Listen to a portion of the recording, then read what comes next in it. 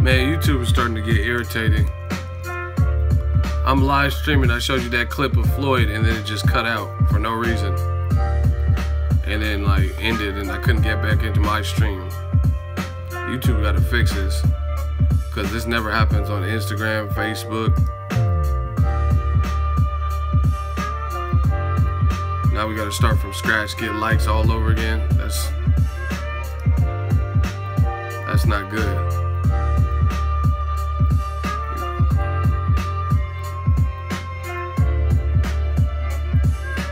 YouTube gotta fix that. I don't know. I showed you guys the Floyd Mayweather clip, and then when I stopped and tried to flip the camera, my screen went black and it just turned off. YouTube gotta get this shit together with this live stream. What up, y'all, man? Now we gotta get the likes back up. We gotta get the people back in. Pretty irritating.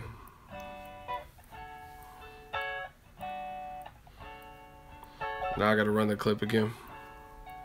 What up, Eric? We in here.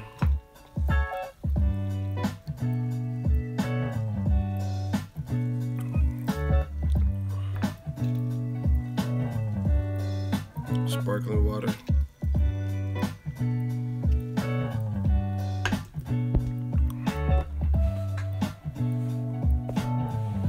How many people are back from the first stream that just got interrupted for whatever reason?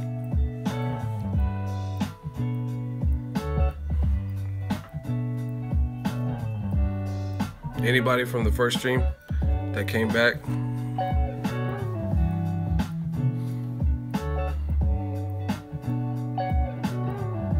Keep up the good work, thank you. Okay, so some people are back from the first. Yeah, I don't know, YouTube streaming, they got all the money YouTube and Google make. I feel like they can step up the stream so we have less lag, get bigger servers or whatever you have to do. So, sorry I'm gonna air it again, but I gotta go through what I was talking about again. See Floyd smiling?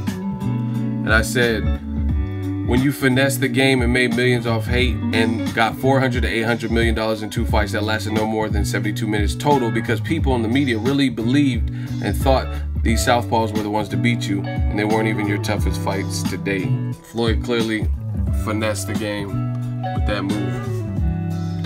He knew Conor had the mouthpiece and could help get him an audience. And he did that easy work. But I'm gonna analyze this while we're waiting for people to show up.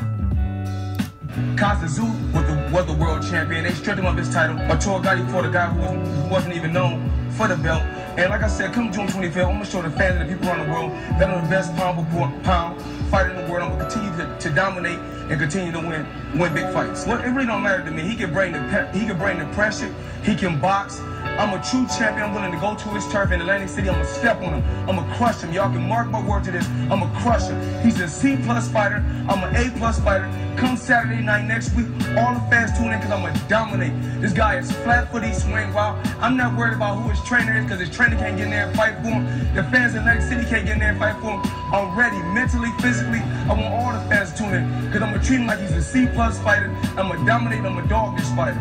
It's thunder versus lightning, and we all know thunder makes noise, but lightning strikes. And I'm gonna strike because I'm ready. I came to camp in shape. I'm gonna take this guy in deep waters and I'm gonna drown him. And if he talks some trash, I may cut it to 4. Wow. That dude Floyd was going off. Now, rest in peace to Arturo Gatti. But see, this is what I'm talking about, man. And I wrote a long passage, and we're gonna talk about that while we wait for people to join. See, the difference between Floyd's trash talk is everything he just said right there. And I really wish YouTube would stop playing with me right now because I feel like we should have more people, but they haven't promoted the video on the homepage. But what Mayweather just said, he actually made good of his promises, right? Sergey Kovalev, we went over in the stream yesterday. He said he's going to end Ward's boxing career, and then I just recently seen Ward at Nebraska. He was calling the fights. So you didn't end his boxing career, and people are doubting if you'll be the same fighter because Ward stopped you. Conor McGregor said he was going to crush Mayweather and bounce his head off canvases and stuff like that. Then he got stopped. Mayweather, when he trash talks, especially if he gets real aggressive, he usually does what he says. So whether you like Floyd or not, you got to respect that. And it's so funny to me. Can you guys hear the stream? Because it just completely stopped with the chat. I don't see any new messages. Shit, fuck it. I might not even stream today if it's going to be like this. YouTube's not sending out notifications. I'm not seeing any new chat messages. I got stuff to do. I still got to pack and laundry. So, I mean, I'm not going to keep doing this if YouTube can't get it together. I'm not seeing no type of increased. See, y'all gotta keep the messages flowing or something. Like, keep the comments coming, things like that. Because YouTube, I don't know. Ever since they did this layout, I've noticed I haven't had much problems before. But ever since they did this layout, the streams are freezing and it just cut me off for streams, stuff like that. So you guys got to engage with the live streams if you want me to keep doing this and do it as long. I've been putting a lot of work in with the live stream. So just do those thumbs up and the engagement, leave comments, because that's how those things are undeniable. But anyway, the thing with Floyd Mayweather, as I seen, if you guys were here for the first or second stream, is everything he said right here. Everything he said he was gonna do with Gatti, he really did. And he said he swings wild, he's flat-footed, I'ma dog him. That's literally what he did. But Conor McGregor, he came and said a lot, and he didn't do none of what he said. You know what I mean? He said, I don't know, Mystic Mac, I bounce heads off canvases and I take shin bones, so boxing ain't shit. Basically, he didn't say boxing ain't shit, but he just said that I'm used to getting kicked in the head and all this stuff like that. Now, y'all gotta hear this rant when people join. I said, mood. This is how I feel right now. This was the prime trash-talking showman, Floyd Mayweather. Funny how in America, we can have foreign fighters come over and get celebrated, but those same fans seem to hate American champions, and they're from America. Or how when those same foreign fighters like Sergey Kovalev or Conor McGregor talk major shit before their last fights, they come up short. Then they come up short by a long shot from what they predicted. Excuses and exceptions are then made. Before the rematch, Kovalev said he was going to end Andre Ward's boxing career. And I just seen Ward in Nebraska, LOL. He was calling the ESPN Terrence Crawford and Dongo undisputed fight. And he was also a guest commentator for Mayweather McGregor. Then Conor McGregor said he was going to knock Floyd out in a maximum of 2 rounds. And he never hurt Floyd. And in turn, he gets TKO'd by a quote-unquote brittle hands 40-year-old fresh off a 2-year retirement hiatus who was visibly smaller than McGregor, and doctors believe McGregor in loss suffered mild brain trauma injuries. And yet the media and fans somehow still give more credit to the loser of the contest, who talked a lot of trash and wrote a check they could not cash. All is forgiven, and we give them participation points. Oh, Kovalev won the first fight, though. It was Tony Weeks' fault. McGregor outlanded Pacquiao. At least he went 10 rounds with TBE, etc. Whether you love him or hate him, Floyd backed up his trash talking. Key word, that's why I put it in caps. Backed up his trash talking. Every single fight where he aggressively trash talked, he convincingly won those fights. Y'all don't want me to make a Mayweather vs. Gatti edit to prove it, LOL. He fought Gatti in his backyard, second home of New Jersey, and demolished him. Gatti was a big name who would face Oscar De La Hoya at classic wars with Mickey Ward, and was a champion. Floyd made good with every word he said. He's a C+ fighter, I'm an A+ fighter. But respects to the fallen legend Arturo Gatti, rest in peace. As always, he gave the game all he had. That part. Killing you motherfuckers. Easy ass work. And that's straight up. And you will see it. As new media grows and continues to grow, you're going to see it more and more. Now it's fashionable in boxing to tell the truth. We made that. You know what I'm saying? We made it possible where, like, telling the truth is not frowned upon. You're not going to get, you're not going to be outnumbered by people who say flow-mo and packed hard and all that dumb shit. I mean, I never did that. I never got on videos talking about. I always respected Pacquiao. Always respected Floyd. I never got on videos talking about, oh, you Flomos, you Pactars. I don't talk like that. I'm a grown ass man. Fuck, I look like calling people Flomos and Pactars and shit like that. But once again, people hate Floyd, and Floyd backed up his trash talking. Not to mention the double standard that Conor McGregor can trash talk all he wants and it's loved. I like it, but guess what? When Broner's trash talking, I don't have a problem with it. When Floyd's trash talking, I don't have a problem with it. Gerald Big Baby Miller, I don't have a problem with it.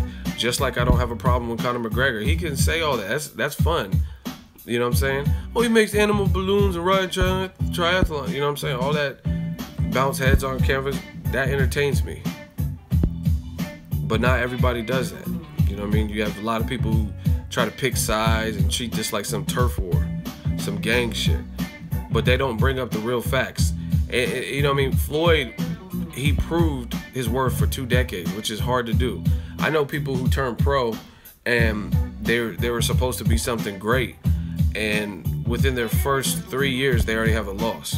It's not easy to go undefeated for 20 years. That's just what it is. Now, we got enough people in the stream. Let's do the Boxingego roll call. If you're new to the live streams, you're new to the channel. When I go live, what I like to do is called the roll call. Let me know where you're from. Drop it in the comment. Say your city, your state, your zip code, area code, all that good stuff. Boxingego roll call. Let me know where you're from. I'm out here in the Bay Area. We just grinding. San Diego in the building. Florida is in the building. I am from Chicago, UK. Cali 559, Indiana, Los Angeles, Phoenix, Arizona, LA, Sonora, Mexico, Fayetteville, North Carolina 619, Waterbury, Dallas, Texas, London, Tyler, Texas, South Reno, Nevada. Where else y'all from? See, I could keep up with this. Daly City, Houston, Texas 925, East Bay, North London, Rails, Texas, the Netherlands, Redwood City, Los Angeles, UK, Dundee, UK, Washington, D.C., Florida, Jack, SoCal, 562, Oakland, California, San Antonio, Texas, Baton Rouge, Jacksonville, Florida. Pray for Florida, pray for Mexico, and also Houston. Those areas have been definitely affected by inclement weather and the hurricanes, and Mexico had an earthquake. Shit, it's crazy times we living in. Netherlands, NYC, Brooklyn, UK, Birmingham, East Baltimore, Sacktown, 916, I see y'all. Memphis, UK, New Mexico, that's where I was born. Monterey, California, I love Monterey. Compton, CPT, Redwood City, South Carolina, Cincinnati, Ohio, Aaron Pryor's home, South London, Oceanside, Mexico, Greenland, Sacramento, Carmel, California, Dallas, Arkansas, Compton, San Jose, Texas, another San Jose. I was about to say, there ain't that many. You just put in San Jose hella times. Saxtown. Wow. We all around. See, Ego Army, Ego Mafia, we the mob, MOB, money on top of boxing. We doing it. We from all around the world. Riverside. Now, we did roll call. So back to boxing. The man was bad mouthing Arturo Gatti, and like I said, everything he said he was gonna do, he did in that fight. But you can't say that with Kovalev. This is what kills me too. Like, use Kovalev war rematch. The narrative. You notice people's narrative changes. I'm gonna give you some examples. Notice new media exposes the examples. Notice how people's narrative drastically changes. Not even just changes a little bit. For example, Kovalev said he's gonna end Ward's boxing career, and I promise all of you, I'm gonna knock Andre Ward out. Right? That's what he was saying before the fight, and the fans, a lot of them agreed. Like, oh, I think Kovalev's gonna come correct. I think he won the first fight. So. Fight happens. No knockdowns in the second fight. And see how the narrative changes to low blows? But we shouldn't even be worried about low blows because Kovalev said he was going to knock out Ward, and not one time in that second fight did Ward even look really phased. Did not look really phased. So what happened? Why would you have to drastically switch to some other stuff? Why are we even in a position? Do you get what I'm saying? Like, why are we even in a position where we're talking about low blows if Kovalev was supposed to knock him out? He's talking about son of refs and all this, but it shouldn't have even been something where where he was in a compromising position that the ref would stop it. Same thing with Skip Bayless. He said Floyd has not dealt with anyone the power and the awkwardness and the size and all this about Conor McGregor, and then after, you're worried about a missed opportunity with what you call a low blow. I mean, a body shot, which was really a low blow. It's not looking good for y'all. I told y'all in January. Tell the truth. Tell the truth. Yeah. There's a great fight card on today. I think it's good. I mean, for a random Friday. So if you guys are at the crib, definitely watch it. The main event, you have David Benavidez, who has the chance to become the youngest champion in super middleweight history.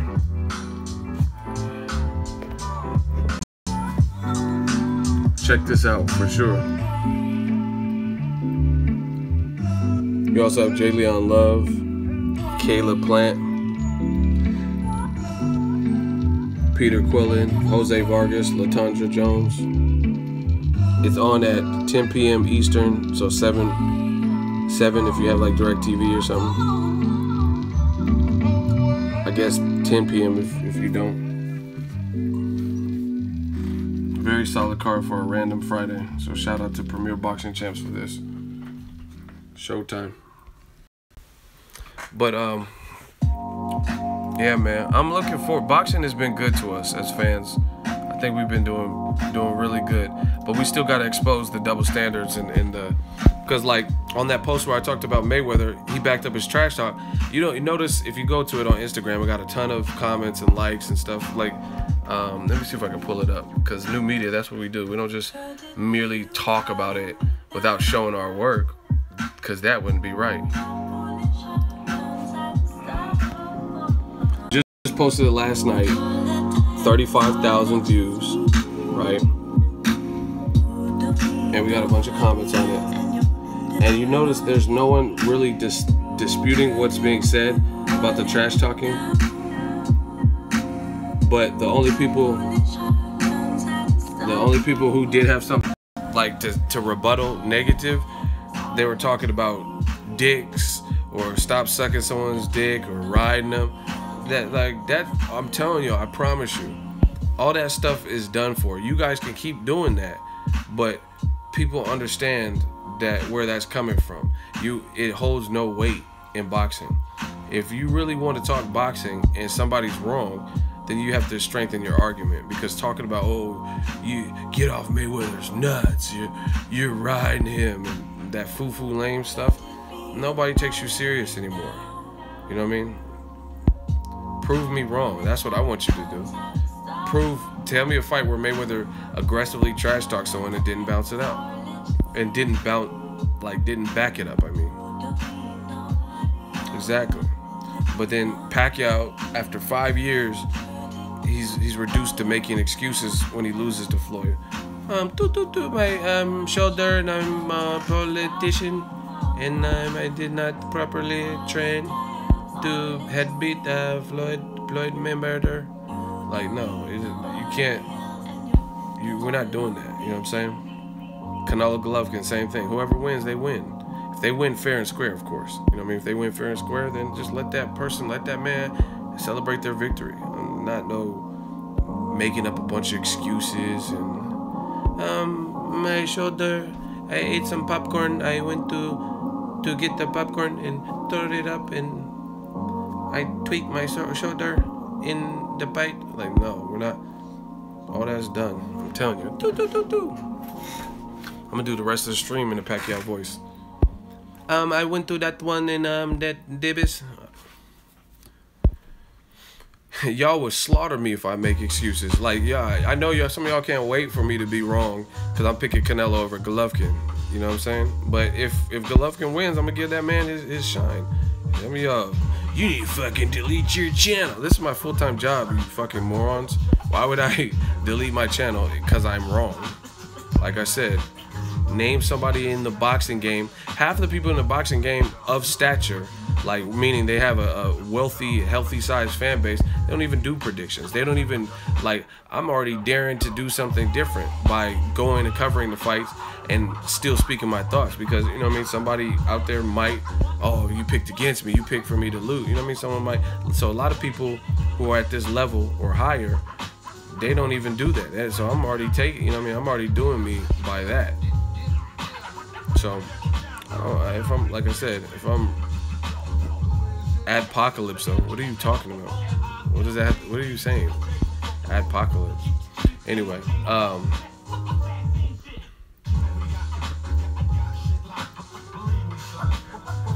talk about yourself more than block the boxing snore. Well, since you want to snore, instead of getting Z's, you getting L's. Get your ass out of here. Block. Now you can really snore. You have all the time in the world to snore. Get out of here. Everybody throw your L's up. You can no longer be with us. All that slick shit, you're talking about yourself. It's a live stream. I talk about whatever I want. I got the audience to do it. You know what I'm saying? Always got to be a hater. You talking about yourself more than boxing. It's a live stream. I talk about whatever I want. It's my channel. You know what I mean? But we gonna really allow you to snore with these L's. You catching L's, man. Blocked. You losing a lot of money. Stop blocking people, man. Just let them. No. I should block you for saying some dumb shit. How much money I got in my bank account? You don't know shit. You don't know shit about my finances. You don't know nothing. What are you talking about? You losing a lot of money. How much money I lose? Dummy. See, y'all say stupid shit that you can't corroborate. How much money did I lose? How much money I make? You don't know none of that. What up, Los Angeles? See, comments like that, that's a prime example of a casual fan. That's some shit casual say. Stuff they cannot support. You're losing a lot of money, but you don't know shit about my finances. So you wouldn't know if I'm in the red or in the green. You know what I'm saying? You don't know nothing. But that's what they do with fights. Oh, so-and-so did this because they wanted to get hit. And, you know what I mean? Stuff that they never even said. You said that. How you know that was part of the game plan? I'm telling y'all, man, if you follow the channel, this is I'm not trying to say I'm bigger than boxing, but this is deeper than boxing. Boxing is great. It's like my favorite sport. That's why I'm in it. But at the same time, I try to drop some jewels for you guys, some things and gems for you guys to think about, ego wisdom, things to think about in life in general. Like, even if you want to be a YouTuber, things like that. So you'll learn more from my mistakes and my, because I don't, you know what I mean, I'm not a stingy person. Everybody can eat out here. So you'll actually learn more than if you hate and you just sponge up and listen to some of the gems. But you guys can do whatever you want. But as always, the people who hate have the see, this is the thing. People who hate usually have nothing to lose. You know what I'm saying? Like, no credibility to lose. Nobody knows you. Ego killing shit in 2017. Boxing ego, the future of boxing. And you know that. We working. Mikey Garcia versus Cotto. To me, that's just really a weird fight. And I'm gonna tell you guys straight up, because I keep it a buck on my channel. If you think Mikey Garcia is going to move up to 154 and just bomb out Cotto, then you got another thing coming. And I'm not saying he absolutely cannot win, but see, we got to get this shit all the way back to realistic boxing talk. But weight classes matter. You know what I'm saying? I've said this for the longest time. I would be very hard pressed to believe Mikey Garcia moves up to 54 and dogs Cotto, because Mayweather's the best fighter on the planet, and he fought Cotto a couple years ago, so he's probably, you know what I mean, he was more active and he was sharp and all that, and he dogged him, but he was in a fight. He was in a fight where he had to work up to that. And no disrespect to Mikey Garcia, I just seen him at the Mayweather-McGregor fight week, shook his hand and stuff, and I covered his last fight. This is no disrespect, but what Mikey Garcia does, he's very fundamentally sound, but he's not really flashy. Floyd's fundamentally sound too with flash, and he's naturally fought at least 47, unlike Mikey Garcia, and he didn't just go in there straight away and dog Cotto. He had to build up to it, and then when Cotto couldn't hit him and stuff, and he was fighting off the ropes. I don't know that Mikey Garcia, he doesn't have the speed of Floyd and stuff like that. So I don't see him dogging him. Even if he does win, I don't see him going up and stopping Cotto. Y'all be living fantasies. I reject your deposit. You got to be realistic with that. See, I always keep it real, man. When I tell you I'm not a fan of Cotto Kamagai fight, they say I hate Cotto. But I don't hate none of these fighters. I tell you, per situation, on a case-by-case basis, I tell you what I think. You know what I mean? I wasn't a fan of Cotto Kamagai. I wasn't a fan of Cotto ducking Golovkin. I wasn't a fan of those things. So people said I'm the Cotto hater. But now, if we're talking about Mikey Garcia moving up to fight Cotto at 54, then I'm going to tell you what it is with that.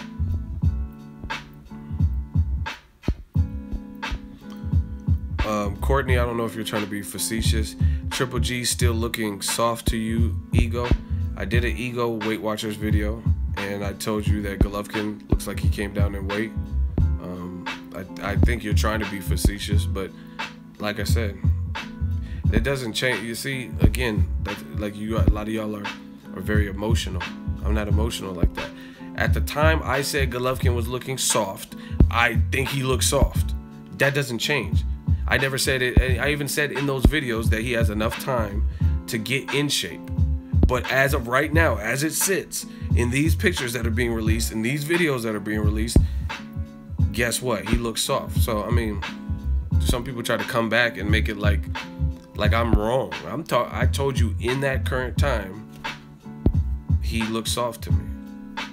That's like me being in a friend's car and I'm like, hey, you're low on gas. You're almost on E, right? And then 2 weeks later, they come back after they filled up and they're like, does it still look like I'm on E? Does it still look like I'm low on gas? What the fuck are you talking about? I said at the time, 2 weeks ago, it looked like you were low on gas. So whatever happened in between that, and then you filled up your car, you try to come back like you proved me wrong. You didn't prove me wrong. He still looks soft at that time. And I even told you in those videos, he has time to get the weight off. Maybe they're strategically, gradually coming down. But at the end of the day, I mean, he looks like he's in good shape. My admins is killing y'all. Some of y'all getting blocked. You know, must be doing that. See, that's what happens when you have a popular channel. I haven't even looked at all the comments.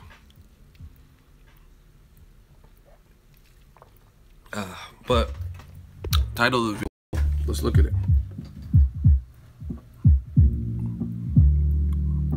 We have ourselves a fight, it looks like. What y'all think?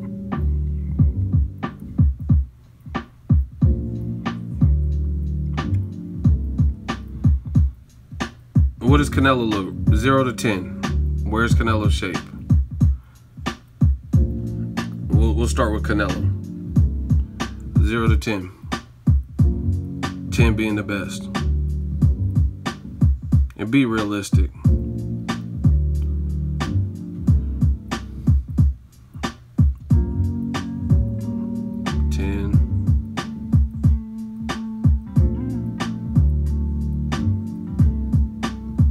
Alright, we'll do 10 more seconds of Canelo and then we switch into Golovkin. On a scale of 0 to 10, how good does Canelo look? Pause. Like, I mean, the shape he's in. Canelo Alvarez.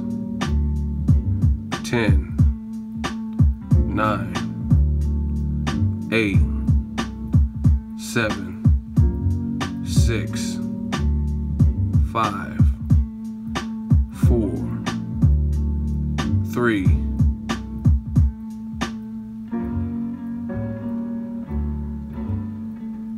1. All right, now let's try with Golovkin. This is a current picture Golovkin released. What type of shape? I'm trying to get y'all the best angle. On a scale of 0 to 10, what shape? Or 1, wow. Honestly, be real. What shape does Golovkin look in?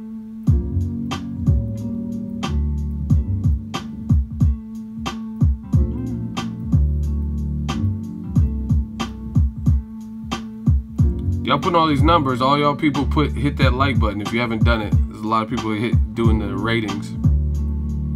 Hit that like button while you at it.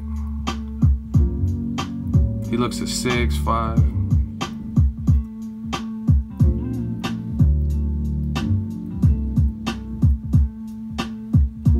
All right, 10 more seconds to rate Golovkin.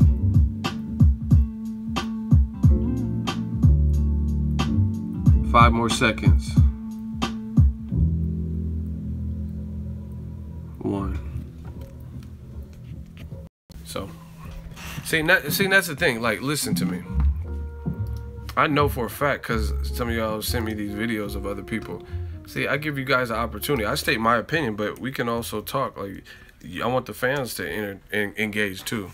Fans can talk. You know what I mean? Tell me what shape he's in. I give you both sides of the coin. I don't just say, oh, it's heads every time, bro. We can look at heads and analyze that. We can analyze tails. Yeah, man, we working.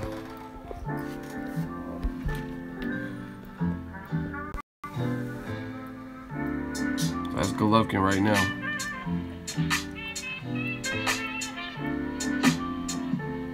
Triple G looks drained. My boyfriend bought us tickets to the fight. Lucky. Golovkin got big ass forearms though, and the way he torques his punches. Got them.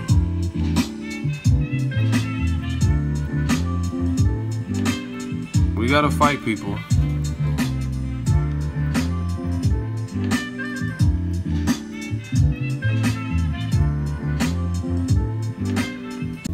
I said torque.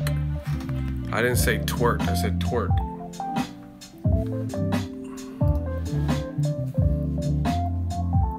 Yeah, man, we gotta fight.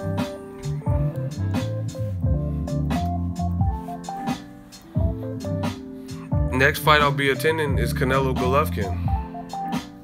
I was thinking about going to the Chocolatito, but I gotta rest up, man.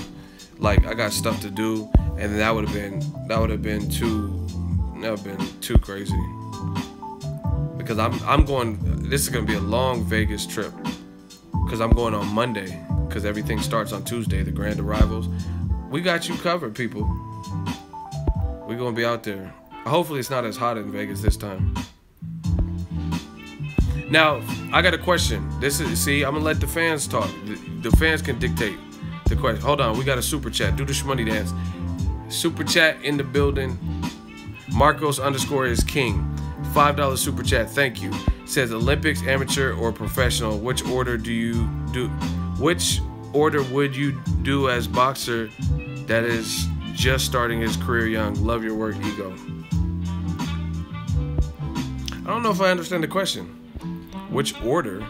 I mean, because there's only really one way. You can't turn pro, and then I guess you could maybe with how they're trying to change the Olympics. But I mean, I don't think I understand the question fully. Thank you for the super chat.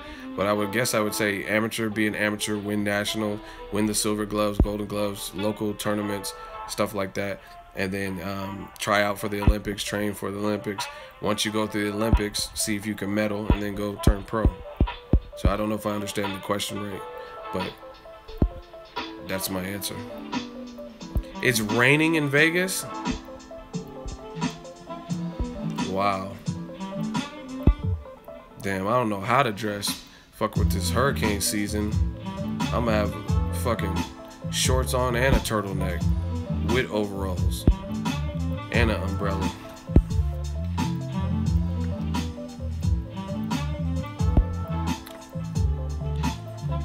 Nah, I'm just saying, the weather's been like that. This shit feel like global warming or some shit. Cause like it's been like that in California too. Like it was hella hot one day, and then the next day it looked gray skies. It looked like it was gonna rain real bad and thunder. This is some weird ass end of the world weather and shit. This weather remind me of my exes. Bipolar as fuck. Like, I'm sunny. No, I'm not. Fuck you. Time to rain. What the fuck? Yeah, that earthquake in Mexico was no joke, man. That was a high. Cause I remember I posted this on my Instagram. I remember, I think just before I was living in England, I believe, when they had that big earthquake in San Francisco, but that was like an 8.9, something crazy. And this was an 8.1 to 8.4, so pretty bad. So it must have happened near, like, I don't know. It sounded like the damage wasn't like in the center of a city, because I only read that like 5 people were recorded or reported dead from it. And I mean, if it's that big of an earthquake, it seemed like there would have been more catastrophe. Triple G has a very good jab, man. Very, very good jab. It hit the ocean. Yeah, see, that's where it sounded like that. Like the base of it wasn't, you know what I mean, the heart of the city, which is great, because that would have been horrible. UFC 215, who is that? Is that Amanda Nunez? When is that on? Hey, no, guys. When's UFC 215 on? Today or tomorrow?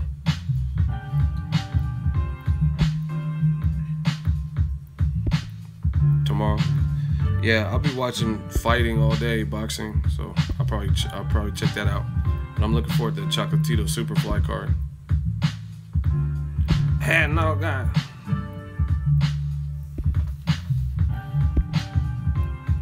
You think Canelo's right uppercut will be a difference maker? I think Canelo's... So y'all trying to get me to give away the 7 reasons, but yes, I think uppercuts will definitely be a weapon. Kell Brook was a guy who jumped, shot up. See, Kell Brook, to me, Kell Brook kind of fucked up his career, and I'm gonna tell you why. Basically, so the reason I think Kell Brook kind of fucked up his career is jumping up to fight Golovkin. You know what I'm saying? Because, like, erase that from... See, this is how pressure can get to you. Basically. This is just my opinion. This is how pressure will get to you. Kell Brook fought Sean Porter for the IBF and he beat him. Very good win at welterweight. But then after, he got stabbed in the leg, so he came back and fought Jojo Dan. I accepted that. And if you're a real boxing fan, you should basically you should be able to accept that. He had to test things out. They said he might not be able to walk. It was a bad stabbing, so he had to recover from that. So you can't really shade him for fighting Jojo Dan, who was his mandatory. But it was after that point, Kell Brook started fighting, and he was fighting people that we knew couldn't beat him. Frankie Gavin, Jojo Dan, and Kevin Bezier, and all these people. Like, those people, we know they couldn't beat him. That's just, it goes without saying. So that's why people got bothered. And on top of that, there were some bigger fights out there for him, and for whatever reason, Kell Brook in the negotiations always fell apart. Brandon Rios and him were negotiating for months, and then randomly it falls apart and they never end up fighting, right? Jesse Vargas, it looked like the fight was a go with Kell Brook and Jesse Vargas, right? And all of a sudden, Jesse Vargas is no longer in the equation, and Kell Brook's moving up 2 divisions to fight Golovkin. That's dumb. To me, I told you it then, and I told you then. I told you it now. And see, this is the thing. Notice how consistent I keep it. Like, I told you the same thing then. I'm not Skip Bayless. Skip Bayless told you, he told you one thing before Mayweather McGregor, and then after the fight, he switches to some other complaint. Floyd's head was in Conor's chest. He used his elbows, and he almost got knocked out in round 9. You know what I mean? I'm telling you then, like, telling you how I felt then, and it hasn't really changed.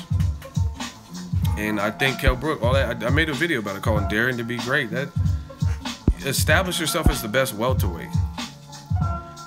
Establish yourself as the best welterweight. Dude, you keep saying I. Well, who do you want me to speak for? You want me to speak as Eddie Hearn? I am me. So of course I'm gonna say I. Anyway, for Kell Brook, I just feel like nobody was asking. People just wanted to see you fight top welterweights. Errol Spence, Keith Thurman, Pacquiao. You know what I mean? Top Danny Garcia even to Jesse Vargas when he was champion. That's what they wanted to see. But he went out there, and it's like because of Amir Khan went up and fought Canelo, So that made him look bad too. Like, damn, you haven't fought no top welterweight. At least Amir Khan, a British fighter who's your rival too, went up and challenged himself with Canelo. So then as a result, that pressure got to Kell Brook, and then he just did something radical. Plus he was getting a good paycheck, and then that fight kind of fucked it up for him because Golovkin was too big, too strong. I do think Kell Brook exposed certain things with Golovkin, but at the end of the day, basically, you got your eye ruined, and then you went there with Errol Spence and got your other eye ruined. And I know some people that know some people, and I heard Kell Brook is not taking that, losing his title well. And that's probably harder than the Golovkin loss, because the Golovkin loss, Golovkin is the man at middleweight. You know what I'm saying? Until otherwise proven. And we're gonna find out September 16th. But Golovkin's the man at middleweight. So it's just like Conor losing to Floyd.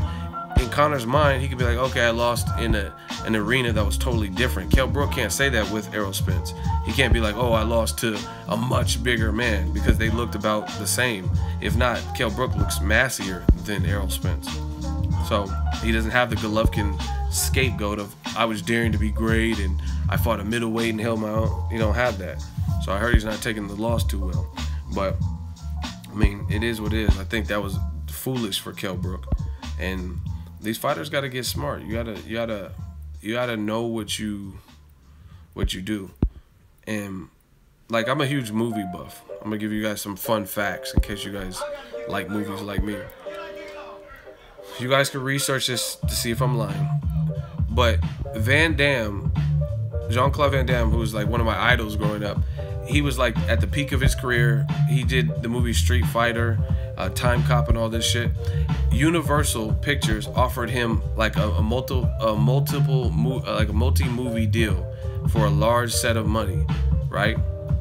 And they offered him like, let's say 3-movie deal. And Van Damme wanted more money, and eventually Universal backed out. And they're like, nah, whatever, he's doing too much. We're not gonna give him what he wants, and we can't see eye to eye. Then Van Damme's next movie came out that he directed, I think. It's called The Quest, and that movie really tanked. It didn't really do great. And after that point, Jean-Claude Van Damme, his career in Hollywood, I don't know if they blackballed him or what, but after that it wasn't really popping, and he started doing a bunch of direct to DVD type movies and stuff like that. So you guys gotta watch the decisions you make and when you make them. Here's another movie fun fact. Will Smith, oh man, right, Fresh Prince of Bel-Air, they wanted him to play in The Matrix as Neo before Keanu, well, I know Kung Fu, right? Before they cast Keanu Reeves, before they casted him in The Matrix as Neo, they wanted Will Smith to play Neo. But Will Smith was working on a movie called, or he was deciding he wanted to do a movie called Wild Wild West, right? So he skipped The Matrix, which went on to do like a trilogy, I believe. I think it was only 3. Yeah, 3 movies, and they had that bullet time special effects that everyone did with the slow motion, and it was a cult classic. You know what I'm saying? So you skipped being Matrix. You skipped out on being Matrix in a movie that would go on to have sequels because it was so popular in The Matrix, to do Wild Wild West, which was horrible. That movie, that's like, it's almost unwatchable. I only seen it like once, you know what I mean? So it wasn't a good movie. So, you know what I mean? That's kind of reminds me of Kell Brook. These decisions that you make, they could impact you, at least for the moment. And him going up to fight Triple G was just stupid. Even if he were, let's say he didn't fight Triple G, and then he fought Errol Spence and still got knocked out. I mean, at least it's only one eye and only one knockout, as opposed to, like, you know what I'm saying? Like the Amir Khan fight, they both messed up to me, because let's say they fight next. We're watching a guy who has both of his eyes broken and broke up and got knocked out in 2 consecutive fights, versus another guy like Amir Khan who's coming off a long layoff, 2 injuries, and he got knocked out badly by Canelo. So to me, they should have fought years ago when it was hot when it was on the popping, when at least one of them was still undefeated. But now they can still fight, but it's not going to be as, they're not going to make Mayweather McGregor money or anything close to that because of the timing.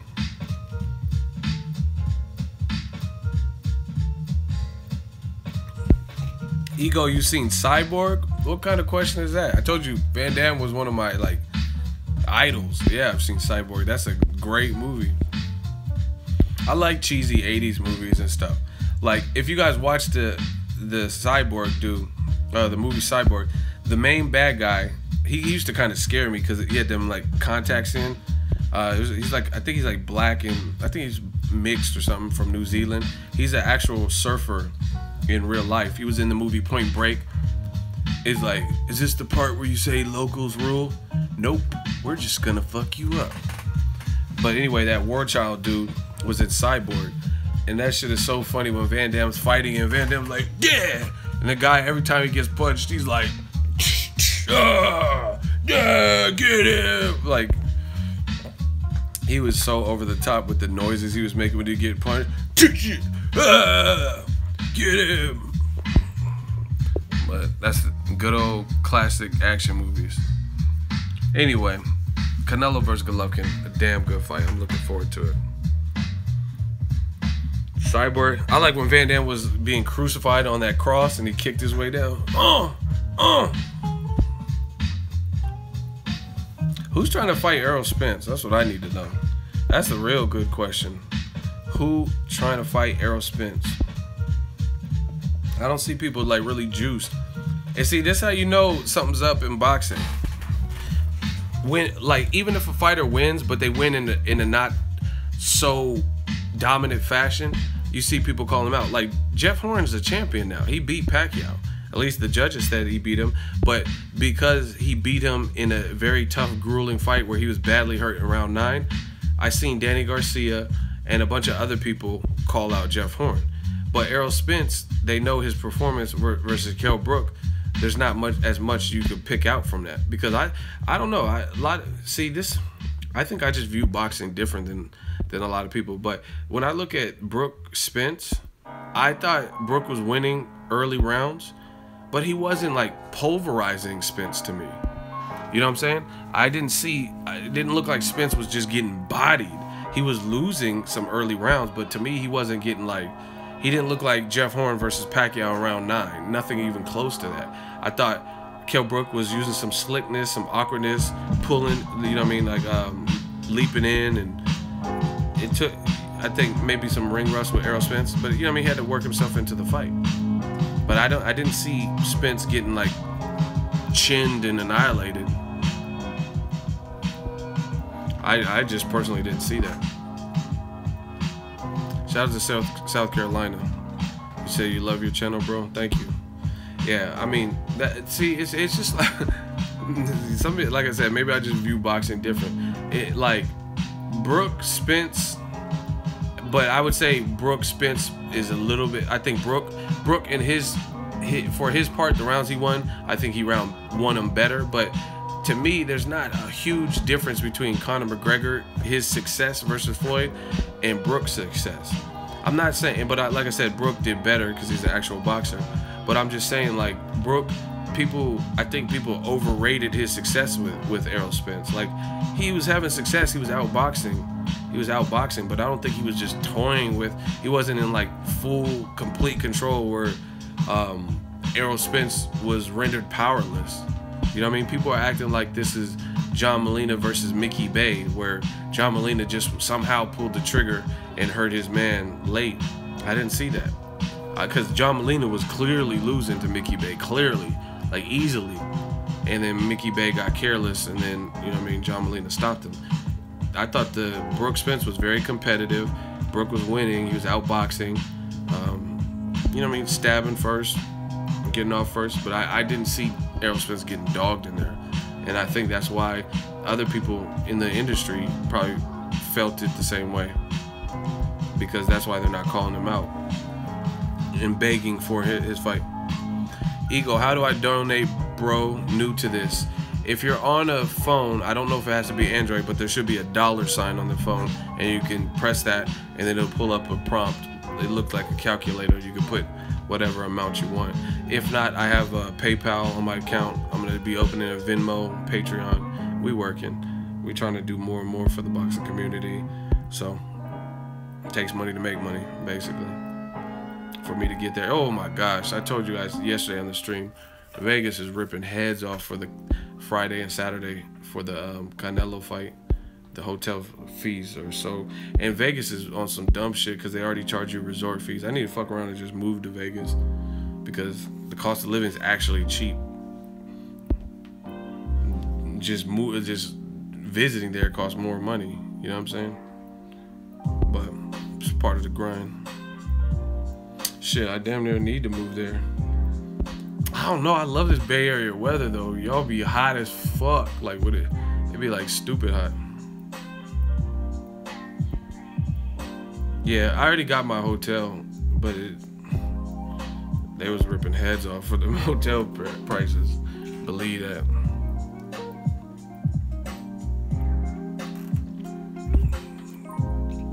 I love these live chat sessions. Thank you, Ego. You're the best. Thank you. Yeah, man, we just, like I said, we set the trends. We don't follow them. We do what we do. I enjoy doing it. I mean, it's fun. Just chopping it up, ethering the fans. Are you at the gym right now? Mayweather gym, shout out to you. Good hotel. Shit, I mean, I would say just find the best deal. But if you're on the strip, all of them are pretty nice. I've been to pretty much all of them. Either I stayed there or I had a friend that was staying there, and I was in their room. So you know what I mean. I would just really go with a deal. Whatever gives you the best deal. But it's on the strip, like, you know what I mean. As long as you're not in like some of the sketch parts of Vegas. And I like they have them Seagull suites. I don't know, some of them might not be kosher, so it just really depends on you. If you don't mind being in the hood, and you don't mind being like, I don't mind being in the hood, but at the same time, like, you got camera equipment and shit like that, tripods and shit. Like, you're not really trying to risk that. But besides that, I gotta be close to the action. You know what I mean? You never know. I know some fighters and stuff. West side, east side, and north side are bad parts. See, that's what I'm saying. They got some areas. Man, I'm gonna tell y'all a story. This is what we do. This is what we do. Someone said Ego, Pretty Boy Floyd versus Conor in MMA. Oh, in MMA. I'm about to say in boxing. I know you're not asking that question, but I don't know. I mean, I don't see Floyd doing the MMA. And realistically, Floyd is the boss. He's the boss. He's been doing it longer than everyone. He kept his O intact. So I mean, he would be the A side. So why would he come to MMA? Fighters in boxing make more money than MMA. I could show you some stuff, man. I could show. Do y'all want to talk about UFC salaries or what? Or you want to talk about something else? But the UFC fighters, man, they're not making what you think they're making.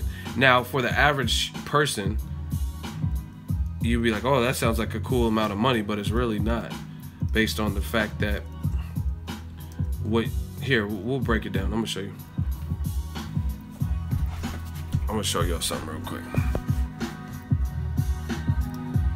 Let me get to it. Hold on. UFC 207. We'll start with the female. Ronda Rousey. What the fuck? Ronda Rousey purse money 30 times that of Amanda Nunez. 30 times. Look at this. He works for ESPN. Per Nevada State Athletic Commission, Ronda Rousey's disclosed fight purse is $3 million. No win bonus. So even if she won, which she didn't, she wouldn't get a win bonus. Amanda Nunez gets $100,000 and $100,000 with the win. Motherfucker, that's $200,000. Like, what? $200,000? And she was the champion that destroyed Miesha Tate? What? That's crazy to me. That's crazy to me. How you get 100? And what if she lost? Then she would only get 100,000. But anyway, what I'm trying to tell y'all with this money shit is you got to pay your team. You got to pay taxes. When you get bulk, like large sums of money, you get taxed at a different percentage. You know what I'm saying? So stuff like that, you have to pay probably 10% to your coach. If you have a manager, sparring partners or some shit, you have to pay for them and their housing and all that. You're not making that much money at all. Hold on, I'm gonna show you. I know my shit. Lomachenko, when he fought Gary Russell, got 630,000. Gary Russell got 420,000. Devin Alexander fought Jesus Soto Caras and got 450. Jesus Soto Caras got 150. You know what I mean? So that fight was just a, you know what I mean? That was Soto Caras, who had several losses and stuff. Been stopped by Gabe Rosado. And he getting 150 to fight Devin Alexander. Devin Alexander is getting 450. You know what I mean? Not to mention Robert Guerrero, when he fought Kamagai, he got $1 million. $1 million. So again, when you guys ask me Floyd Mayweather MMA questions, why would he go to MMA? I wouldn't go to MMA. You would have to prepare for shit you're not used to, like grappling and kicks and all that, and they ain't really paying. Devin Alexander got more money, basically, than Amanda Nunez, who was champion. And Devin Alexander, at that point, he had already lost to Bradley. You know what I mean? He wasn't known as like the #1 person when he fought Soto Caras. And he got a comfortable purse. Guerrero got $1 million off of a Floyd Mayweather loss to fight Kamagai, who I, at that point, had never even heard who Kamagai was. And he got a fucking $1 million to fight Kamagai. So why would Floyd go to MMA? Fight Fan 2, $2 super chat, Shmoney Dance. Creed versus Southpaw. Who wins a fight? Shit, I don't even know. That's an interesting question. Creed versus Southpaw. Shit, Creed maybe. I'll just go with Creed. I'm gonna go with Creed. Shout out to TJ Joyner, $5 super chat, Shmoney Dance. He didn't leave a comment. He's just supporting. So I appreciate you. But yeah, it doesn't make sense for Floyd to to go into the cage. It's unfamiliar territory, but you're not making no crazy money in the UFC.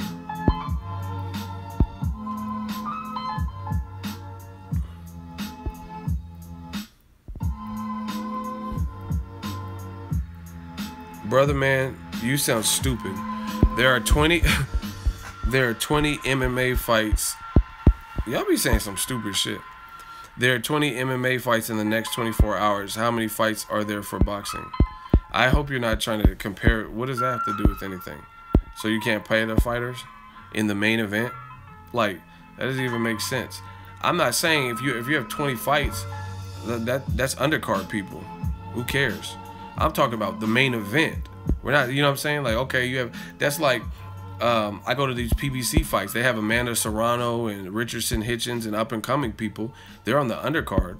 I'm not saying that they need to be getting, at this point, while they build their profile, I'm not saying they deserve $1 million. Obviously, you have to budget for everyone on the card. I'm talking about the main fucking event. I'm talking about the champion, bantamweight champion, who destroyed Miesha Tate.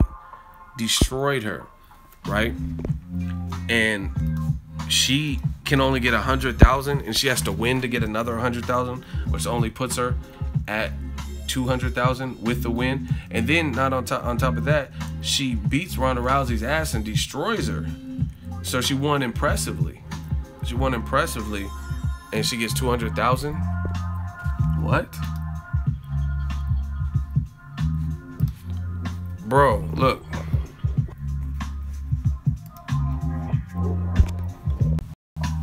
Amanda Nunez was coming off this performance. Look what this girl's face looked like. She don't even look like she know like where she's at right now. Amanda Nunez was not playing no games. Amisha Tate she be looking like a little hottie sometimes, but not right there. Look at what Amanda Nunez, and that's the performance she was coming off of. She was getting demolished.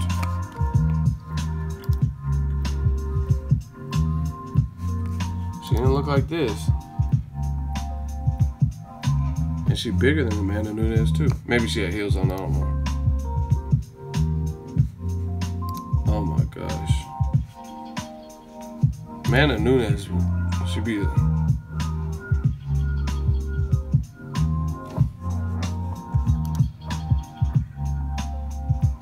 what the look at this. She look like she dreaming of Ronda Rousey next. Look at her face.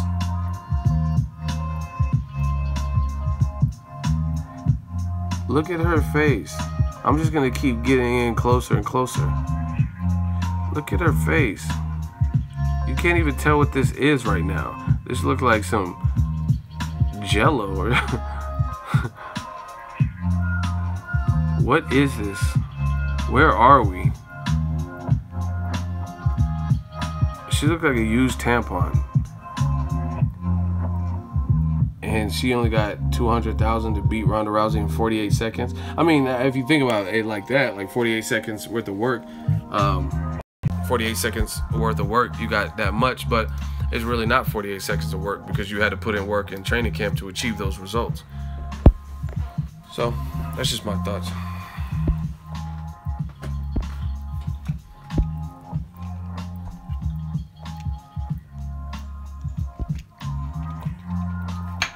All right, people, we've been on over an hour. Hit the like button. We should be at 175 likes or so by now. Is Floyd Mayweather TBE? I'm going to say he's TBE, and I'm going to tell you why. In terms of a boxer, he's done it all. So I think, like, I would say he's TBE, and it's really because when I'm saying TBE, the best ever, I'm saying he has bases loaded.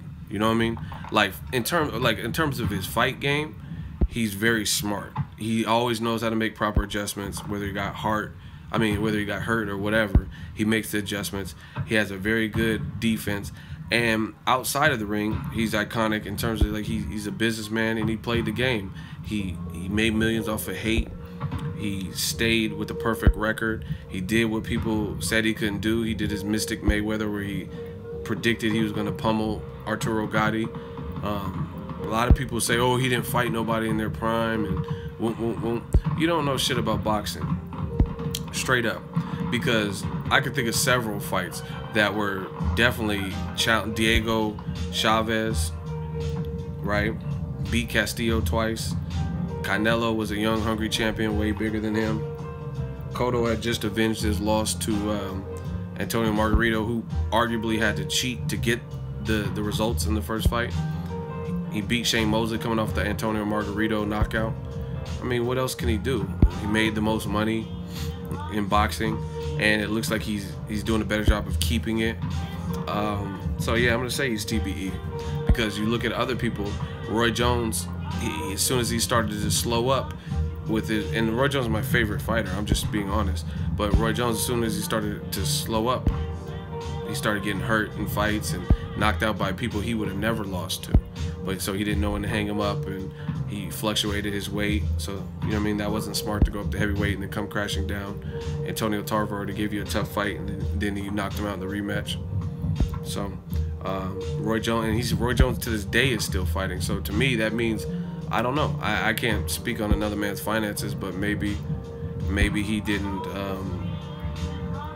account for everything. Because why would you be fighting at this point when you're making a ton of money with the other stuff? So maybe he owes money or whatever. I don't know. I don't know his finances. Shmoney Dance, we got another one. $2 super chat. Shout out to that. So Floyd, he just mastered all angles of boxing.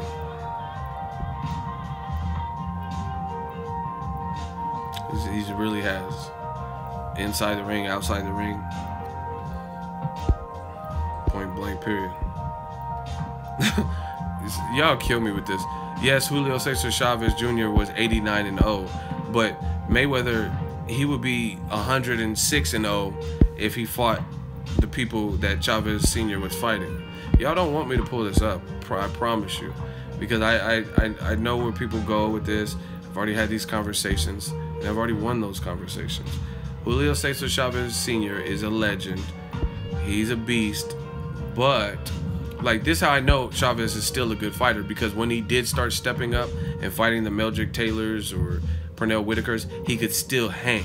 So even though he fought 89 like scrubs or whatever, he could still hang. So that's how I know he's still a good fighter, because he was still in there with world-class opposition. And you know, I mean, he lost to Costa Zoo and De La Hoya and stuff, but he had fought elite people, and he would still be in there. So it wasn't like he just had a padded record, which he did. It wasn't like it was just that. That was his learning curve. Y'all, I'm telling you, you don't want to do this. You don't want to do this. Like I said, the 89-0. Here's a perfect example. I'm gonna murder y'all. New media, get ready for that. And I can show you everything I'm doing, and you know what I mean. We can discuss it right here and now, live. How come? Here, I'm gonna show you, and I'm gonna break this down. Because Canelo has a similar upbringing as Chavez Jr. or Chavez Sr. Excuse me, in the sense that they weren't big amateur backgrounds and all that. Hold on. And they had the Mexico experience where they turned pro. They turned pro at a young age in Mexico and had to earn respect and had to scrap who they could scrap with. Okay, but let me show you. Okay.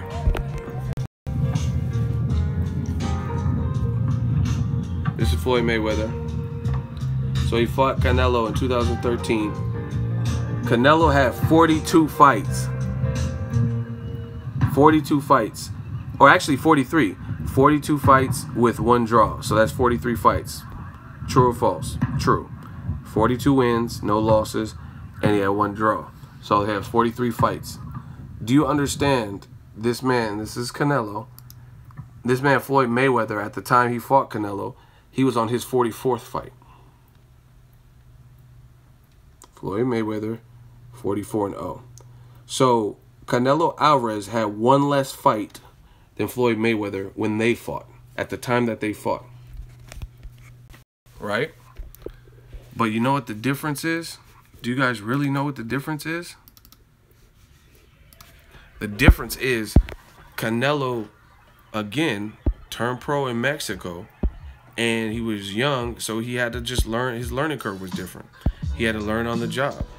Point blank, period. No, age is not the only difference, because he still had the fights. It's he fought a bunch of nobodies coming up, which is very customary for in Mexico. Orlando Salido, Julio Cesar Chavez Sr., Canelo. That's how you have to come up. If you don't have an amateur background and you don't have money, let's say you don't have money for the programs and to travel around the world and stuff like that, like, you have to come up how you come up. What is your PayPal? It's on my videos. It's in the description. PayPal me. It's on the channel in the About section. You can do super chats on here. There's a Patreon. It's all on my page on YouTube. Just go to YouTube, About Me.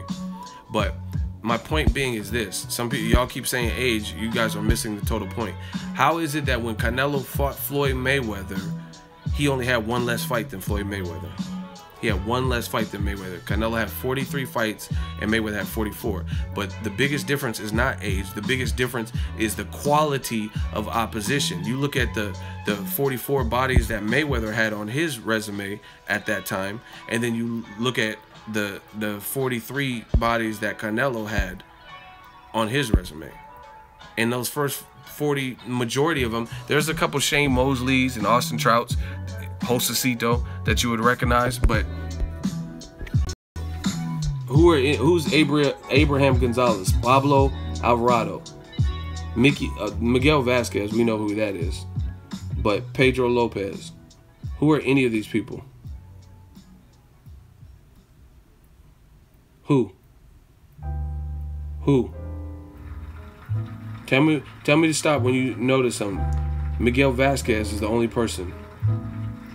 Larry Mosley, Shane's uncle, who is that? From moment to moment. Who are these? Murat Kuzviz? Now look at these. Look at the resumes. The red is what you should pay attention to with the green, and it's looking like Christmas. Looking like Christmas. 4 and 14, 3 7, 8 and 21, 13 4 and 3, 22 9 9, 14 4. This guy has more losses. He has 6 losses, 2 wins. This guy has more losses. This guy had never won and only lost. All he does, all I do is lose. That's like the reverse of what Floyd be talking about. All I do is lose. 4 5, 1 1, 2 2. This dude had 1 draw. That's the only. He came into the fight with no wins, no losses, just a draw. This guy was on his debut. Who the fuck are any? You know what I'm saying? But at the end of the day, I'm not knocking it, because at the end of the day, Canelo is still a good fighter, and he's skilled. So you have to come up how you come up. You know what I'm saying? It's just, hold on. I got a super chat, and then I'm gonna finish this thought. The Octavia72 just donated $18. Wow, thank you. Said, what's your take on all this hate that De La Hoya has against Floyd? I saw in the Breakfast Club interview, and as much as I respect him as a fighter and the legend, he looks like a sheer hater. I mean, I didn't even watch the Breakfast Club interview, to be honest, so I don't know what he was saying, because I feel like I know. See, some people become too predictable. You know what I mean? And I got a lot that I'm working on and I'm doing, so I didn't really watch it. I heard little sound bites, and people told me kind of what he was saying, and I watched the little snippets that I seen on Instagram. Charlamagne asked him about the fishnets and stuff like that, but you just explained it. It's Oscar de la hate. It sounds like hate. It sounds like you hating on somebody. To me, where I'm from, that's never a good look. You shouldn't really be worried about the next man's moves, the next man's money. That's not gangster. That's not what you do. You worry about you. Like, and honestly, I feel like it's bad energy too. Like, you got Cotto Kamagai, you had that fight on the same night. You have Canelo Triple G.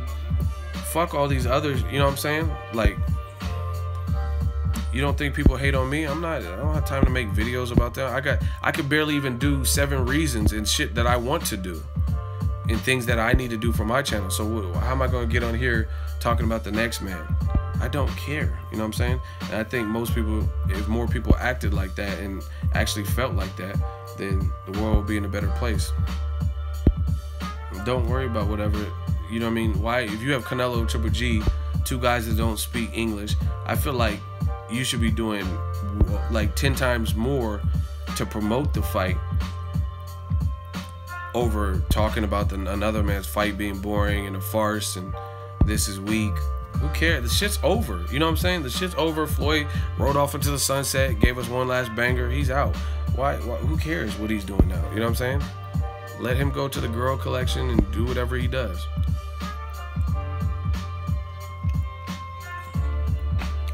And for what I've seen, I don't know that the Breakfast Club prompted he just kind of started going off on that, saying this is the real fight, this is the real fight. Mayweather McGregor's over. So if it's the real fight, that's great. It's the real fight. You know, it's too late. Mayweather McGregor already did whatever it did. You have the real fight, you feel, which is definitely a good fight. Keep it pushing. That's my thing. That's how I am. That's how I act. But I mean, there's a lot of people do different things. Like, I don't do drugs like him. I'm not gonna be taking the pictures and stuff that he did. So, like, you know what I mean? People think and act how they want to act. I'm just telling you how I feel. But back to this Canelo thing. The quality of opposition is the real difference. They both had about the same amount of fights, 43 and 44. But Floyd Mayweather had fought actually ranked people and stuff like that. So I'm not knocking Canelo or anybody who has to come up how they come up, because it's really about, like, Sergio Martinez, one of my favorite fighters of all time. He started boxing late, but none of that really matters if you're a good fighter and you turn out to be a good fighter. So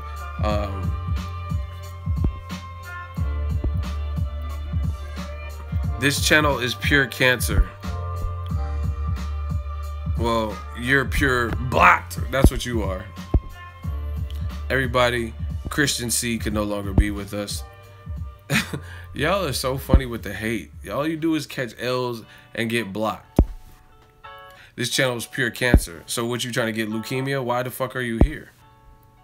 You trying to get chemo? Like, it doesn't matter. This channel is cancer, but I'm gonna come into the stream.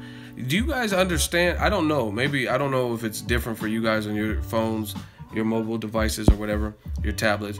But when at least for me, when YouTube, when I go to my homepage, it'll show recommended videos, finish watching this video, and then it'll show live stream. It'll show you who's on live. And again, correct me if I'm wrong, if it's different for you guys.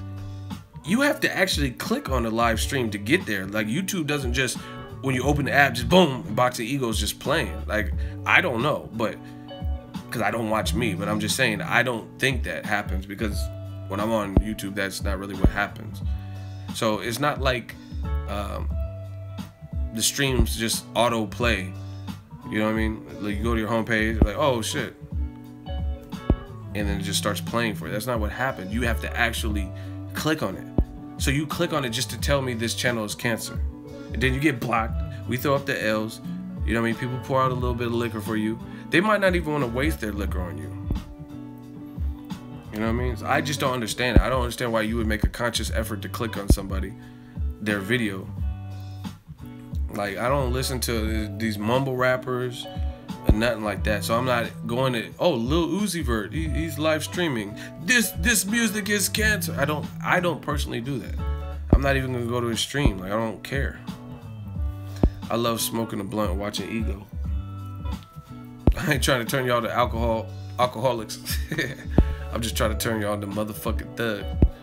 Nah, a lot of people say that they just roll one, sit back and enjoy. But yeah, people coming on the stream just to hate, that's lame. This channel's a cancer. Then why did you click on a cancer? Why would you click on the cancer? Y'all crazy. Like, if I see a possum and it looks like it has rabies, I'm not gonna be like, this possum has the rabies, and keep touching the fucking possum. I think this possum has rabies, bite me. So, channel has cancer, but you trying to get cancer. Apparently, because you came here just to tell me that this possum has rabies. I hate fucking rabid animals. Why are you touching it, dummy? We just doing a little bit of this easy work. It's Friday, it's chill. A little bit of easy work.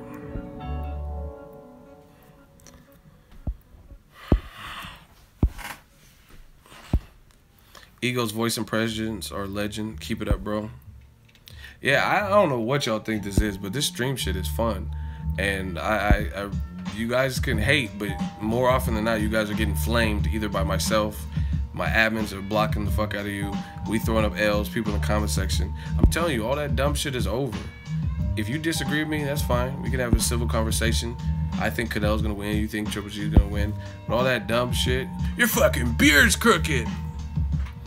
The people in the crowd just looking at you like, what? Why are you worried about that man's beard? We all talking boxing. This channel's a cancer.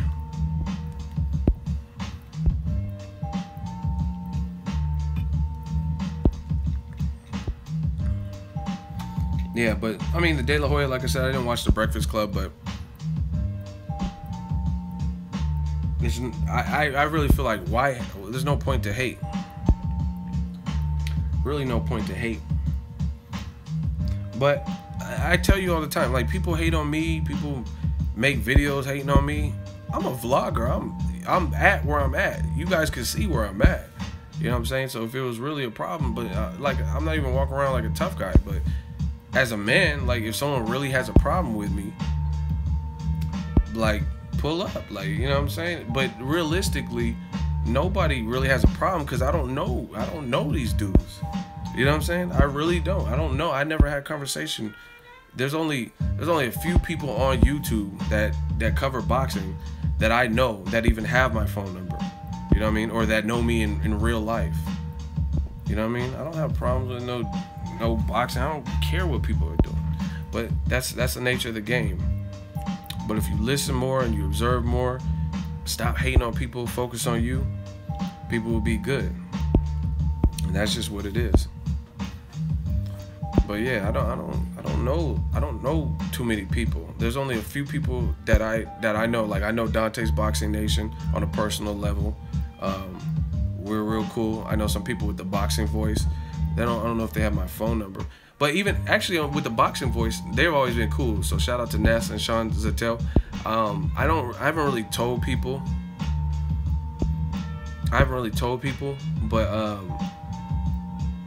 me and Ness, we at one point they wanted me on the boxing voice. They wanted me to. They were gonna try to work with me. We're like discussing like negotiations. This when I was a lot smaller as a channel. You know what I mean? To cover fights like some of the other people with boxing voice, but ultimately it didn't work out. You know what I mean? No love lost, but it didn't work out because I had a vision for what I was trying to do with yeah, I know Radio Raheem, Marcos, Michelle Joy Phelps. Like I said, I don't have a problem with Ellie. I mean, I don't have a problem with none of these people. Ultimately it didn't work out though, because at the end of the day, like it would have been kind of a conflict of interest because I had a vision for what I was trying to do and I was trying to grow my channel. So how are we both gonna be like, you know what I mean, cover the same fights? Or how am I going to be covering the fights for myself, but also covering it under somebody else's brand? It wouldn't, you know what I'm saying? It really would, the logistics really wouldn't work. What if I had a video of Broner slapping a waiter or something? Then I'm going to want to put it on my page. But if I'm using someone else's name, anybody else's name or credentials, then how would that work? How would we split credit? So, I mean, that's just what it is. I'm a real person at the end of the day. I haven't seen enough of Murat Gassiv. I know I think he spars with Golovkin and stuff like that, but I haven't seen enough. He looks like he's in shape.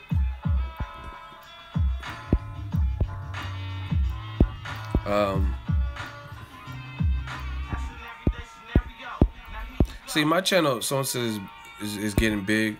My channel is different because my channel, a lot of people, like put it this way, most of the people that have more subscribers and that are bigger than me, they don't necessarily do what I do, like in terms of like videos like this or like commentary videos where like people actually come to me for my input on the game, like my breakdown of the fights too. You know what I mean? Not every channel is like that, and to each his own. I do me and other people do them. I just do what works for me. But another big difference with me and a lot of people is I never came off nobody's back. Like nobody ushered me into this game. You know what I mean? Nobody, like, I didn't hop off nobody's back. Even Jay-Z, the great Jay-Z, Jazzo is the one that put him on. Jazzo put him on, and then he took it from there. I'm not saying Jazzo wrote his lyrics or gave him the whole game or told him how to spit, but I'm sure he opened up some opportunities for Jay-Z, and then Jay-Z took it from there. We didn't do it. We did this is the American dream way. We did it from the ground up, no cosigns. So, and the other thing is like all the people come and hate. I'm the worst and harshest critic on myself. So ain't no hate you can even give me that's gonna be worse than how I critique myself. I'm a bit of a perfectionist. That's why I asked Andre Ward that. Someone said no features, exactly.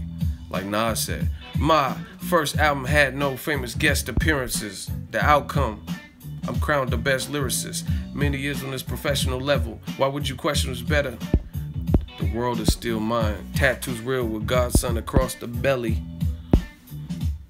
But like I said, that's the perfect example of what I was saying with Canelo. Everybody's come up is different, you know what I'm saying? But it don't matter, because if I'm at the same fights as people who maybe had, like, let's say Steve Farhood mentored you or something like that, and you came up with the game and you get to cover the fights that way, or if you did it from another way, Floyd Mayweather channel, you related to Mayweather, you know what I'm saying? It don't matter. It's all the same. It's all about getting to where you want to be. So everybody has a different. Not everyone goes to the Olympics and becomes pro. Not everyone has an amateur background. Some people turn pro in Mexico and be fighting grown men. So it don't matter as long as you get there. So I wasn't throwing shade at Canelo, but he has his own learning curve. He turned pro at 15. He had to get spoon-fed some less than opponents and come up.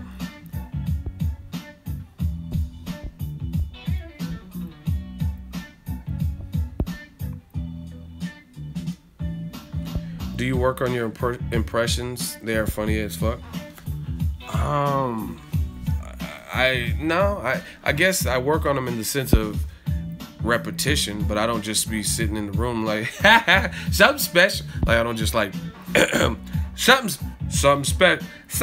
Like I'm not really, you know what I'm saying? Like just in a room practicing. I just do the shit. It's fucking freestyle. This video is a freestyle. We freestyle everything. We one take it. It don't even matter, man. Like Eminem said, first take, I make mistakes, just keep it. No punches, pull, no punches. That's weak shit, fake shit. If I ever take shit, I eat shit. Like, we just one take this shit, man. Like Lil Wayne said, 150,000, I wouldn't take it. Call me when it gangsta. What's up with Lil Wayne? I heard he had a seizure again. See, y'all gotta stay off that lean and all that other shit. Damaging your body. So Robert Garcia hit me with that water bottle.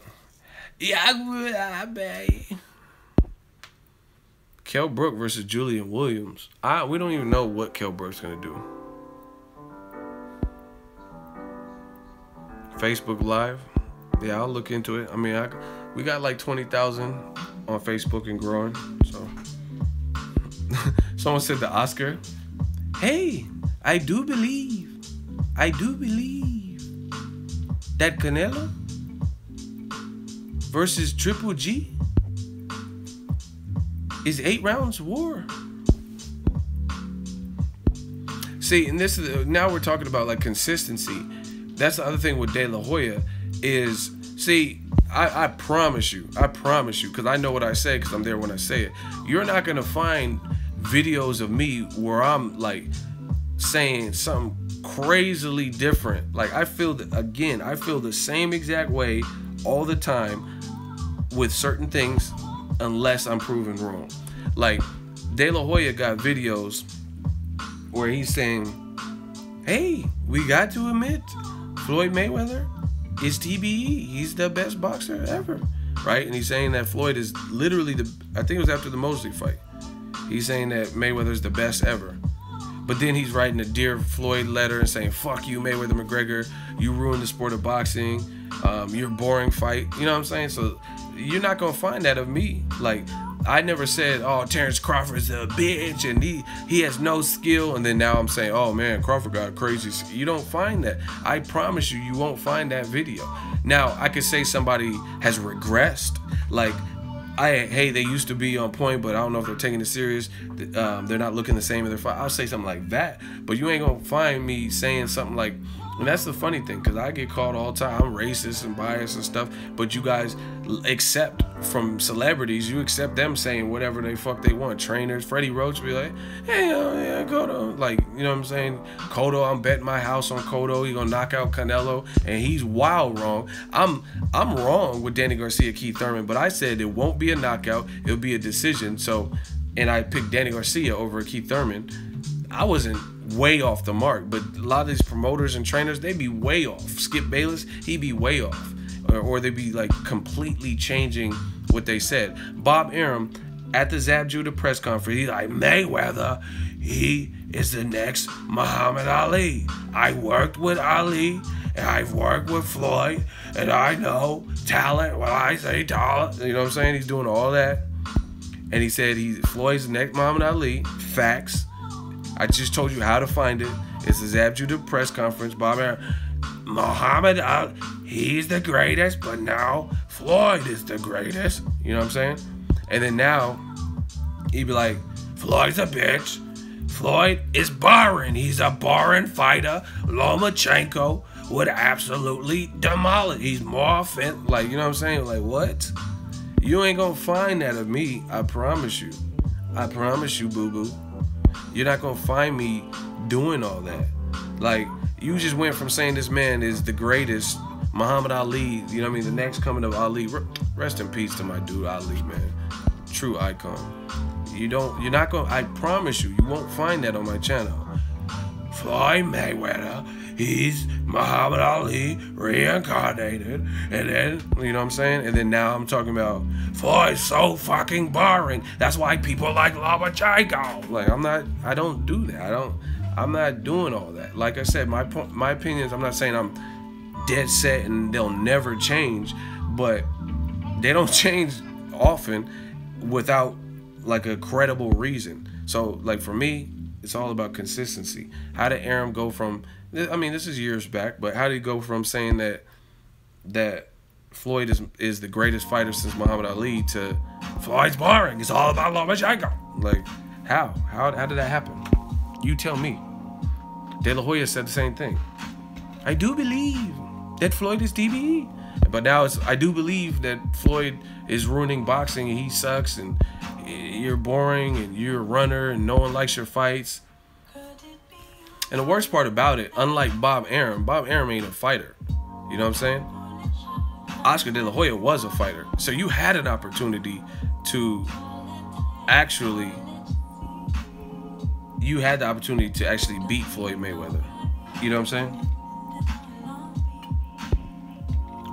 And then you came up short. So you got to just watch what people say.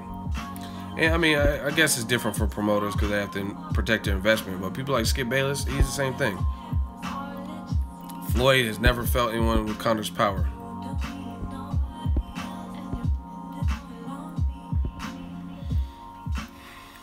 And then after, it's something different.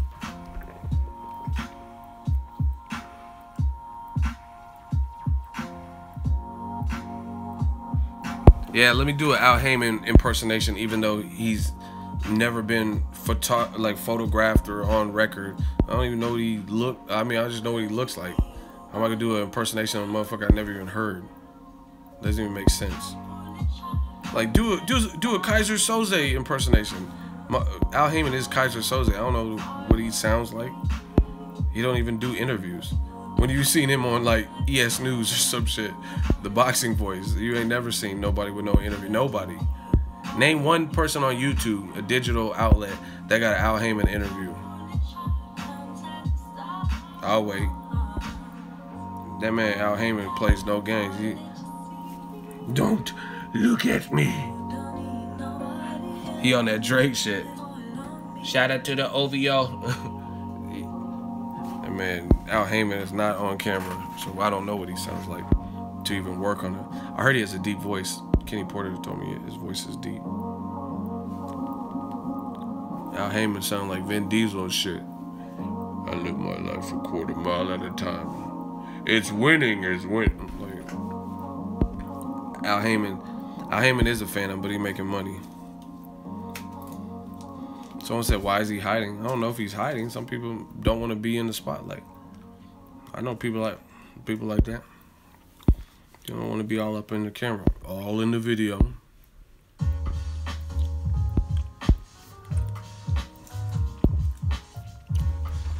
For the new people that join the stream, hit the like button. We working. Hit that like button. Hit that like button. We discussing some shit. Hit the like button. Who's in the best shape? Equal?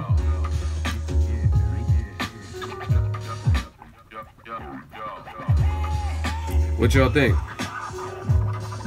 Hey, no, I told you I'm in shape, bitch. I was smart. Who's in shape, huh? Huh? What y'all think? They both hard body, they both ready? I am Groot. What shape y'all like? Not like that, but who's in shape? Who's ready to go? Who ready to rumble? Royal Rumble. Boxing. WWE. Hey. Yeah, Triple G got them last pounds off. But these fighters live this shit.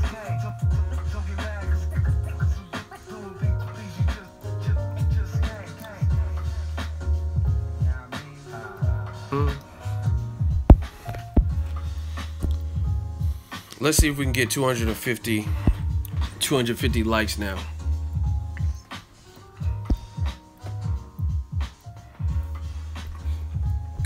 Golovkin looks like he's aging. Why?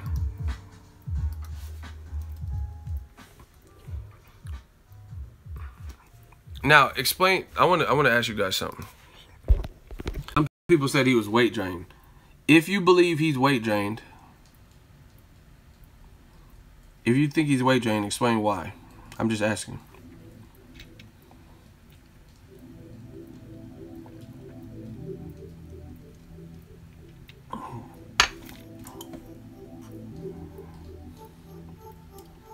Why does he look drained to you guys? The people who are saying that.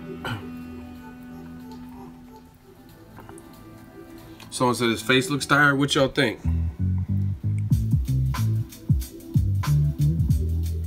Hell no. Weight drain or no. Or no. Y'all let me know. I'm gonna do a vote. We doing the Boxingego live stream vote. On the count of 3. Do you believe that Conor... Oh, this ain't even Conor. I'm tripping. Do you believe that Gatti Golovkin... Do you believe that Gatti Golovkin is weight drained for the Canelo fight? Yes or no? Or no? Is he having trouble making weight? Yes or no? Nah.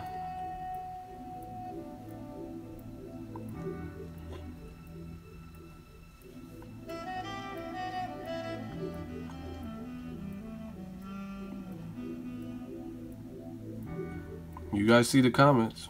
These are a lot of people saying no. He got them Popeye forearms. Yeah, Golovkin look like in good shape to me.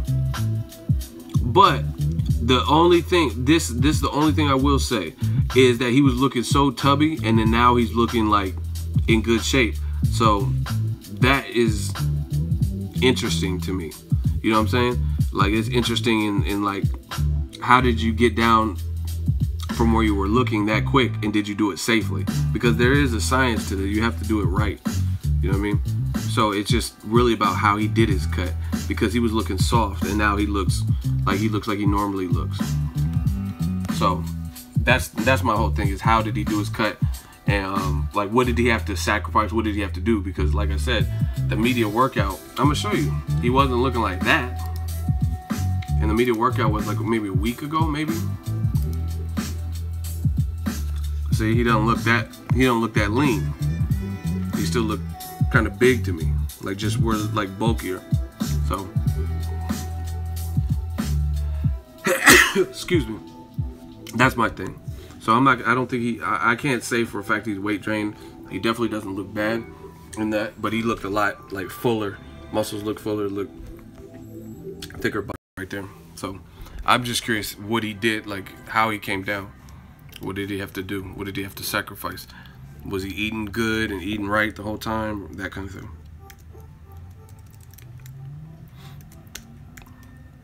But I mean, at least like seeing the fighters are in shape.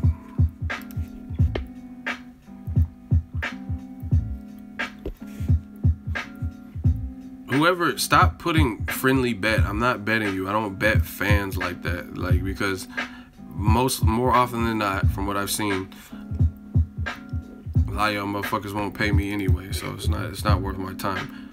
I make comfortable money, so I don't have to bet fans and shit. And realistically, you keep saying bet. Let's make a friendly bet, $20. What am I gonna do with $20? Bet. How about this? If you want to bet, pay for my hotel for Vegas for Friday and Saturday. How about that? You want to bet, because they got them fucking prices skyrocketed.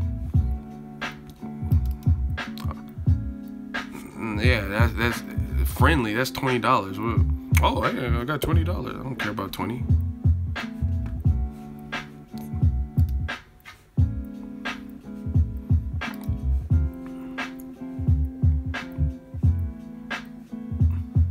it's a dub. I'm not interested.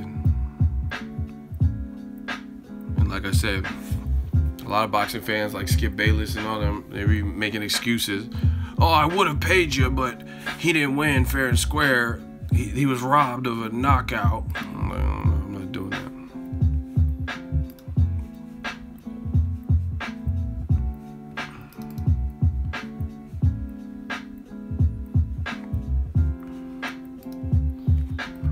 Hold on, we gonna get, okay. So this is the media workout. This is Canelo.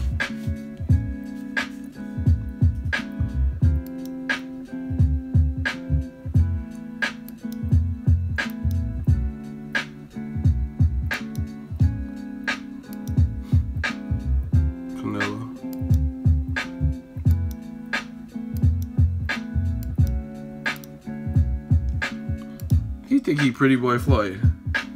You some easy ass work. I was born ready. Born ready, motherfucker.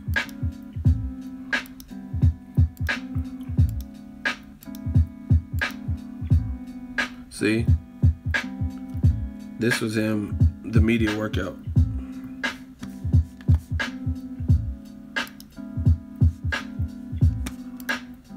So that's, I just want to know that. Like, what did he have to sacrifice?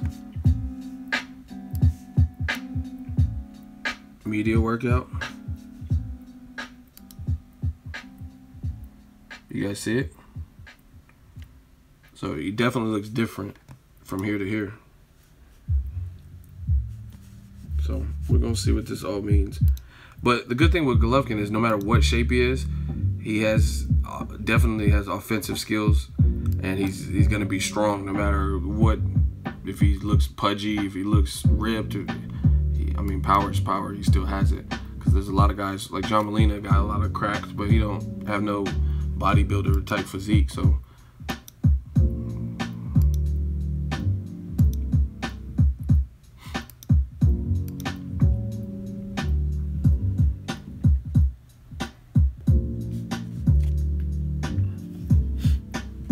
Media workout.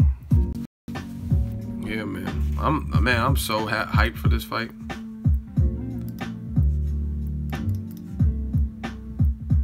I really cannot wait. If we get to 250 likes, we could do a Canelo transformation. I got videos for y'all. I mean, pictures for y'all. Y'all want to see Canelo's weight transformation? Let's hit the like button, get to 250 likes, and I'm gonna pull it all up. We can see the transformation. Get the likes up. This is a real transformation. Hold on. Y'all think I'm... Here, we'll do a transformation. I'll give y'all a sample. We're gonna go from young Canelo to officially born ready. Get the likes up. We're gonna look at all of this.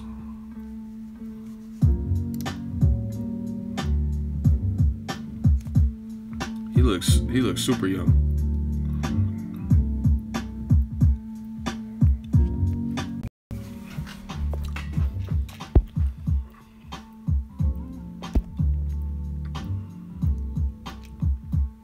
What questions y'all have? Let's go. While we get these likes up to 250. He probably was a teenager in that pic.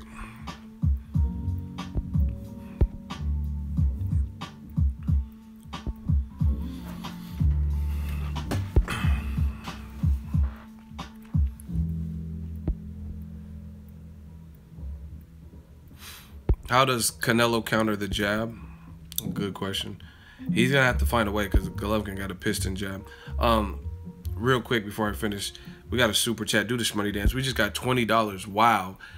Look at them orange ones. Them orange super chats. That's how you know. If it's yellow or orange, you know it's real. Shout out to VA Haas. I really appreciate dropping $20 to the movement. It says great work, Ego. Thank you to the fans. How does Canelo counter the jab? I mean, he's going to have to use his youth and his athleticism. Mike Tyson was very good with fighting taller fighters. And the way he does it is, you know what I mean, that bobbing and weaving, trying to get in. Another way to counter the jab is body work. And so, what do you mean body work? I'm gonna explain. If you dig to somebody's body, you could slow them down. And if you're killing someone's body, they're gonna naturally try to protect it. So they might not think to be jabbing as much. And that also will help with the speed. Like people with speed, if you go to the body. So I think Canelo has to he really has the skills. I think he has to just put it all together on that given night. Don't take anything big early, because Golovkin's a great finisher. Even though he didn't finish Jacobs was wouldn't be denied. You know what I mean? He was like, I'm going the distance. I trained too hard, worked too hard for this. Ego merchandise in the UK. Shit, I got to get the merchandise out in the United States first. But trust me, it's on the to-do list. We're working. I got it all made, and I'm gonna get some more stuff, and it's coming. Another thing, someone said a good point. They said Canelo was countering Khan's jab. Now, I don't think Khan commits as much to the jab, and he definitely don't have Golovkin's power, so it's a little bit different, but same principle. Timing. Canelo has good timing too. That's another way to counter the jab. And I mean, one of the first things that I was schooled with boxing or whatever is, whatever your opponent's doing to you, do to them. See how they like it. But obviously you have to do it with intent and purpose. You can't just do it recklessly. Like, meaning if someone hits you with a vicious headshot, I'm not saying just immediately respond unless you have an opening, because you don't want to get destroyed in there. But if someone's and you see this with fighters, somebody's like releasing some vicious body shots, and then you'll see another person release the vicious body shots. Like, match them what they do. So that's another thing with that I've learned with boxing, whatever. It's just whatever they're doing, do back to them. If Golovkin's jabbing, then you need to get your jab cracking. Double and triple that bitch. Jab, jab, jab. And see, there's a misconception. People think because you're smaller or shorter or less strong that you can't jab. This doesn't even make sense. Paulie Malignaggi, no bullshit, got a real good jab. And he's known as one of the lightest punchers in the division. But prime Paulie Malignaggi, he had a very good jab. So you don't even have to be the strongest dude to jab. And a jab is going to set up so much. Jabs are like underused and underutilized in the sport of boxing. People forget to the jabs, especially in fights like this, like, oh, Mexican style, and oh, I'm true Mexican. Like, fuck all that machismo shit. You better fight to win, because Golovkin is not out here playing games with any of his opponents. Every single person that Golovkin has fought, including Jacobs, and I had Jacobs winning, FYI, but every single person he fought, he's hurt them. They felt his power. So he either stopped them and hurt him, or like Jacobs, he hurt him and then he got back up. So you got to be smart, but it's boxing. It's serious business, big drama show, all that, right? There's ways to beat everything. Like, if somebody's fast as fuck, time them. Don't get discouraged early. You know what I mean? You're not trying to take big shots and things like that, but time them. Danny Garcia did this. He was missing, but while he was missing, when Amir Khan was real sharp in those first 2 rounds, he was getting closer and closer with his shots. He was getting closer and closer with his shot, and he didn't back up. Like, fuck, I keep getting blitzed. He just stuck to the game plan, and he was able to time Amir Khan with that, you know what I'm saying? That left hook from hell with the head down. Then that set up everything for him. So don't get discouraged. But everything anyone does to you, there's a way to negate it or counteract it. Lennox Lewis, awesome with the jab. But he's strong too. He's a strong jabber. Tyson, and see, this was like when Tyson started getting lazier and stuff. But when he actually, I'm not trying to make excuses, but when he actually fought Lennox Lewis, he was like the lazier version. Tyson didn't want to have to deal with that type of tall man who's going to use a jab, has power, stuff like that, and he started getting broken up. So he didn't want to have to work. Prime Tyson, that might have been different, because he wasn't as downward spiral as he was, and he would still do the basics, head movement, athleticism.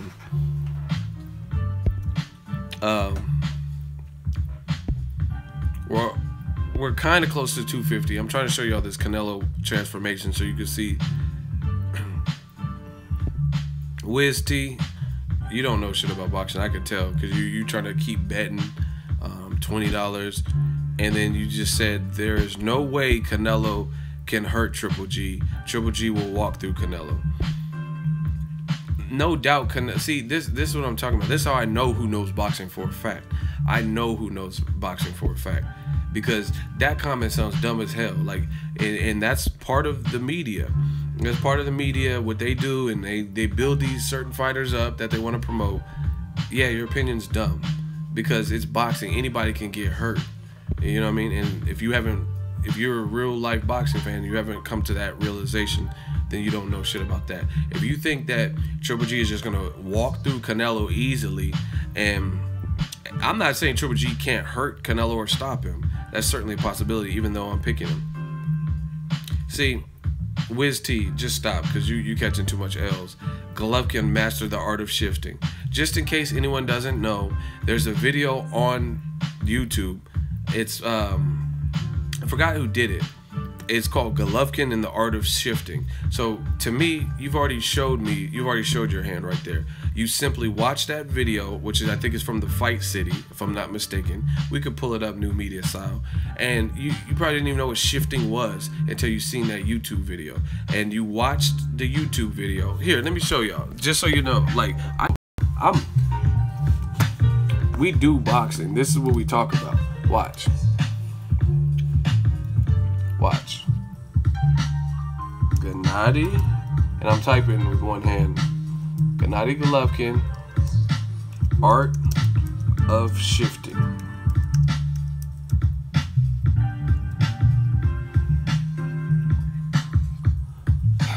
Look, 3 years ago, and it got a lot of views, so I know a lot of people seen it.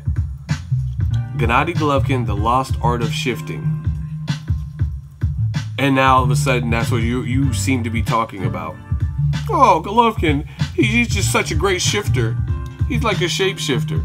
You clearly just watched this video. I know you've seen it because no one in boxing, like real boxing fans, no one even really refers to the movement as shifting. Like, you know what I'm saying? When's the last time you heard Max Kellerman or anybody in boxing just talk about, like, God damn it, Terrence Crawford is in there shifting. He's just, this is the art of shifting. Who's even really saying that? This person, whoever this dude is, titled this video like that. You watched it, and now you think you know some shit about boxing. But name the last telecast, no matter who was in there, where you seen the commenters, and they were just like, man, this is some great shifting. Man, he's working overtime. He's picking up all the shifts. He's just shifting. And that's conveniently what you're talking about. No one even uses this word, really, in the sport of boxing. Man, he's shifting all the gears. What a phenomenal shifter this Golovkin is. You watch the fucking video, now you think you know. I know boxing, and I see the same shit y'all see. You know what I mean? And you talking about, oh, I don't know. It's something about this Golovkin feller. It's like he has the lost art of shift. Okay, so you really just watch this video. Everyone wants to talk about shifting now. Come on, man. I'm not born yesterday. This man, I mean, he's just shifting like no other. It's like Fast and the Furious Tokyo Drift. He's drifting and shifting. Fuck out of here.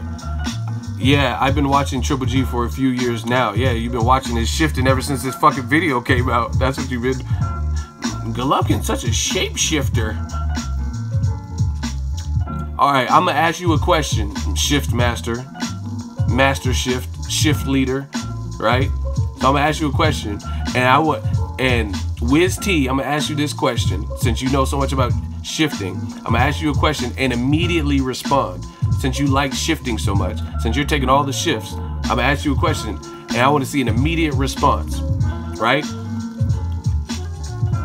Intelligently define shifting. Wiz T, define what shifting is in boxing. Hurry up, go. Shifting, what is it? Explain it to the audience. Type what it is right now. You put LOL, type what shifting is. Tell us about the lost art of shifting. Where? Come on, shift master. You the shift leader. You gotta do something, baby. No, don't anybody help him. People trying to add, no. Look, where? Why are black people so loud? Why are you blocked? Blocked. We just threw up an L while we waiting for him to type what shifting is. Come on, tell us. Setting up your feet in a way to throw the hardest punch.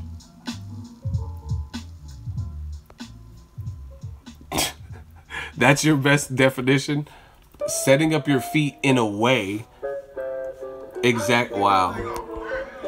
Everybody throw up your L. We didn't block Wiz T. See, that's why I don't like to bet y'all, because y'all don't even know what y'all talking about. So I'm not no bully. Like, I'm just going to be taking people's money and shit like that. Like I said, Golovkin, he has a chance to win, but you guys watch tutorials and Wilson Caden videos and shit that he put together with his knowledge or whatever, and then now all of a sudden you watch a 10-minute video. You know what? This Golovkin guy, he really is a good shifter. I never thought about the shifting aspect. I knew he was hitting people hard as fuck, but goddamn, he's shifting. What the fuck is shifting? Really? Man, you saying no L? Everybody's giving you L's because they know you got an L with that. You watched the shifting. Have you seen the shifting video? Yes or no? Don't lie. Have you watched that shifting video that I'm talking about? Where you at? Have you watched the video about shifting? Yes or no? The video I just showed you. Have you seen it? Of course, exactly. How did I know that? I've never talked to you. I don't know who you are. How did I know you had seen that video? Because I seen that video. Because I know my boxing. Of course I've seen it. So, once again, you watched a YouTube video, and that's where your knowledge... It's no different than watching HBO and something Jim Lampley said. Now you're just running with it. This Golovkin, Canelo's gonna lose. Like, why is Canelo gonna lose? Break it down. Have you seen Golovkin shift? It's the way he's shifting. I mean, he's like a computer. Control, Alt, Delete. He's holding down the shift key. God damn, this guy can shift. You don't know the shit. God damn, this guy could shift, huh? Of course I've seen the shifting. Everybody knows the shapeshifters. You ever seen that movie Jack Nicholson and the shifting? Like, it's The Shining. Oh yeah, you know. Y'all watch videos. Y'all can't fuck with real boxing fans, because I know what you're doing. I know exactly what you're doing. I know exactly what you're doing.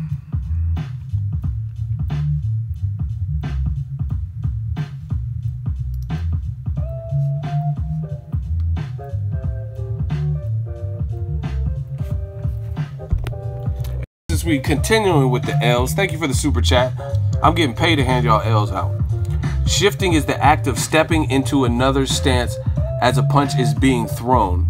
Simply put, it is the act of walking with a punch rather than sliding with it. But Mr. Wiz T says he was saying it like it was an offensive move, right? He said that shifting was putting your feet in a way so you can land the hardest punch. But that's not what shifting is, Mr. Shift Master. Shifting is he's shifting with the punch. You know what I mean? To lessen the impact of it. It's a defensive move. But the way you explained it with your definition, was an offensive move. You said moving your feet in a way so you can land your hardest shot. That's not what shifting is.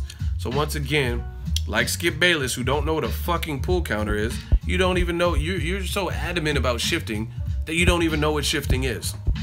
Huh. Imagine that, shifter. Y'all some easy ass work. This easy ass work. Back to the money. Christopher Lee, shout out to you. I tell you, I be liking them orange and them yellow super chats. Them orange and them yellow. I mean, no disrespect to anybody that left anything less, but them orange and the yellow ones be the one. I'm like, oh shit, look like a bottle of Sunny Delight. Christopher Lee, super chat, Shmoney Dance. I think Jacobs did good against Triple G. All due respect, Ego, you my guy. If I'm not mistaken, he would have had to win 8 rounds. You gave him 8 rounds. Just debating with you a little. I thought he won.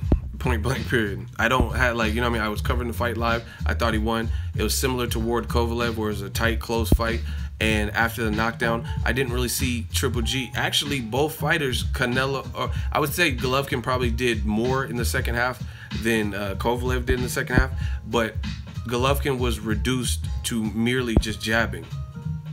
You know what I mean? He was in there with the guy who was tenacious and durable and things like that, right? And I thought he won. I thought he won the fight. Like I said, it's not nothing to debate. It's my opinion. And Canelo, Julio Cesar Chavez Jr., Austin Trout just did an interview, and he said he had that what's the name winning. Amir Khan just did an interview and had him winning. So I mean, it's nothing to debate. This is what pro fighters are saying. That's what I'm saying. I thought Jacobs was doing like the mad dog, and when he would land some punch on Golovkin and be like, yeah, and that's not gonna win you the fight. But to me, I thought overall Jacobs was controlling. He couldn't get away from the jab, but he was controlling the combination punches, the center of the ring, and he wasn't going anywhere. And he was throwing some hard shot. He was aggressive but still cautious, stuff like that. So a knockdown doesn't win you a fight. Marquez got knocked down 3 times and came back to fight to a draw. See, look, Wiz T is back. Canelo gonna get knocked out by Triple G. Maybe so, but you still don't know what shifting is. You watched the video on YouTube, and now you think you know what you're talking about. So realistically, all of y'all motherfuckers be like, oh, it's a lucky punch. If Triple G does knock out Canelo, guess what? It's a lucky guess, because you don't even know what shifting is. You're just picking who you want to win or whatever the situation. God damn, this guy can shift. I have to go to a baby shower. I want to know if Golovkin can pick up my shift. Huh. Y'all, this is too easy, man. See, no, you're changing it. Wiz T, you already collecting L's. Please don't. You know, I don't want to have to give you 2 L's like Cool J. He says, I know Triple G will beat Canelo. No question. But I am his biggest fan. Canelo got no shot. Let's talk about your shifting, where you don't even know what shifting is. But that's what you were so adamant about pushing, because you watched a YouTube video. Notice I could freestyle this. I've been on for 2 hours right now, and I'm bringing up reference points, but I already know the reference points in my head. All I have to do is pull it up. I don't actually need something to aid me. I don't have to watch somebody's tutorial. You the USA, man, Ego, thank you. Yeah, I don't have to watch someone's tutorial or Wilson Caden to know boxing. I watch many YouTube. You already caught an L. I'm done with you. Put an L if you think. See, and this is the thing. I'm undefeated. I'm TBE right now because what was it? Joey yesterday in the live stream, and then today Wiz T. And y'all, I put y'all on the spot, and you couldn't even come correct. You don't know what shifting is. It's moving your feet in a way, perhaps to land your hardest shot. That's not what shifting is. Shifting is more of a defensive move. You're done. You got an L. He said the best ever. There's no such thing. Well, there is a such thing as an L, and you just got one. Next, moving on. Everybody throw your L's up. Pour out a little liquor, or if you're drinking wine, just get the wine bottle and just pour it out a little bit. Don't waste too much on Wiz T, because he already got an L. He's probably feeling bad about it. He's still going to be talking about Golovkin. I'm not going to block him unless he starts talking crazy. Pour a little liquor out for the shift master. This Golovkin guy can shift. My God, have I never seen? I've seen a lot of things in boxing, but I haven't seen someone that can shift like this Golovkin guy. I think he's gonna knock out Canelo, to be honest. Shift. Alex Lugo, he just donated $5. He said donating to give this guy another L, throw his ass to the wolves, LOL. See, y'all like this. I don't even try to be like this. I want to just have a stream, talk regular boxing. I don't want to have to just be the L master, giving it out to shift masters. I want to just talk boxing. But then when y'all try to challenge me, and the same guy, let's bet. He put it 50 times asking me to bet him. The first question I asked, based on what his statement was about shifting, you're done. We're not even paying attention. It's like the boy from the Sixth Sense. Nobody else can see the ghost. No one can see you right now because you just took the L. So you can keep putting Golovkin will rip Canelo's head off and stuff. You've already proved your lack of knowledge, or I proved it for you. You watched a video about shifting, and now you see, and this is the thing. I'm gonna explain how. You watched a video here. you're just joining, this is the video he clearly watched, and that's why he's talking about shifting. Hardcore rapper, but he's shifting. It's from 3 years ago. You know what I mean? 250,000 views. Gatti Golovkin, The Lost Art of Shifting. And this is how I know who knows boxing, because real boxing fans don't be saying this. You guys, the fans like you, y'all recycle. Shout out to Priceless, $5 super chat. We make money while we hand out the L's. I'm telling you, we give out L's, and this is like a sparring session. This is not a real fight between us, because I knew you didn't know shit. So this is a sparring session. You can learn from this. You can bounce back from this, and I'm trying to explain to you. So back to what I was saying. Hardcore rapper, but he's shifting. Gatti Golovkin, The Lost Art of Shifting. You clearly watched this video. I've never talked to you in my life, but I can tell by using the term shifting, which is not it's a term in boxing, but it's not something that people really reference all the time. So clearly I could tell where it was coming from, which is why I called you out of it, which you admitted that you had watched this 13-minute video. You can't watch 13 minutes and beat people who've been watching boxing longer than 13 years. And it's not even 13 minutes, it's 1 second shy, but you're not going to be able to outthink a long boxing fan by watching somebody's interpretation of what Golovkin does well in a YouTube video. And I knew it immediately when you start talking about shifting, because this is what you casuals do. You take the talking points from a YouTube video, from Jim Lampley, something Max Kellerman said, something Stephen A. Smith said, something that Skip Bayless said, and you run with it. Like I said, name the telecast that we've seen recently from Roy Jones or Paulie Malignaggi, where they're on record, and then they're like, man, this Mikey Garcia versus Broner, he's shifting. Why are you talking about my side piece? He's shifting. Like, Paulie's not talking. You're the only one talking about this shifting shit.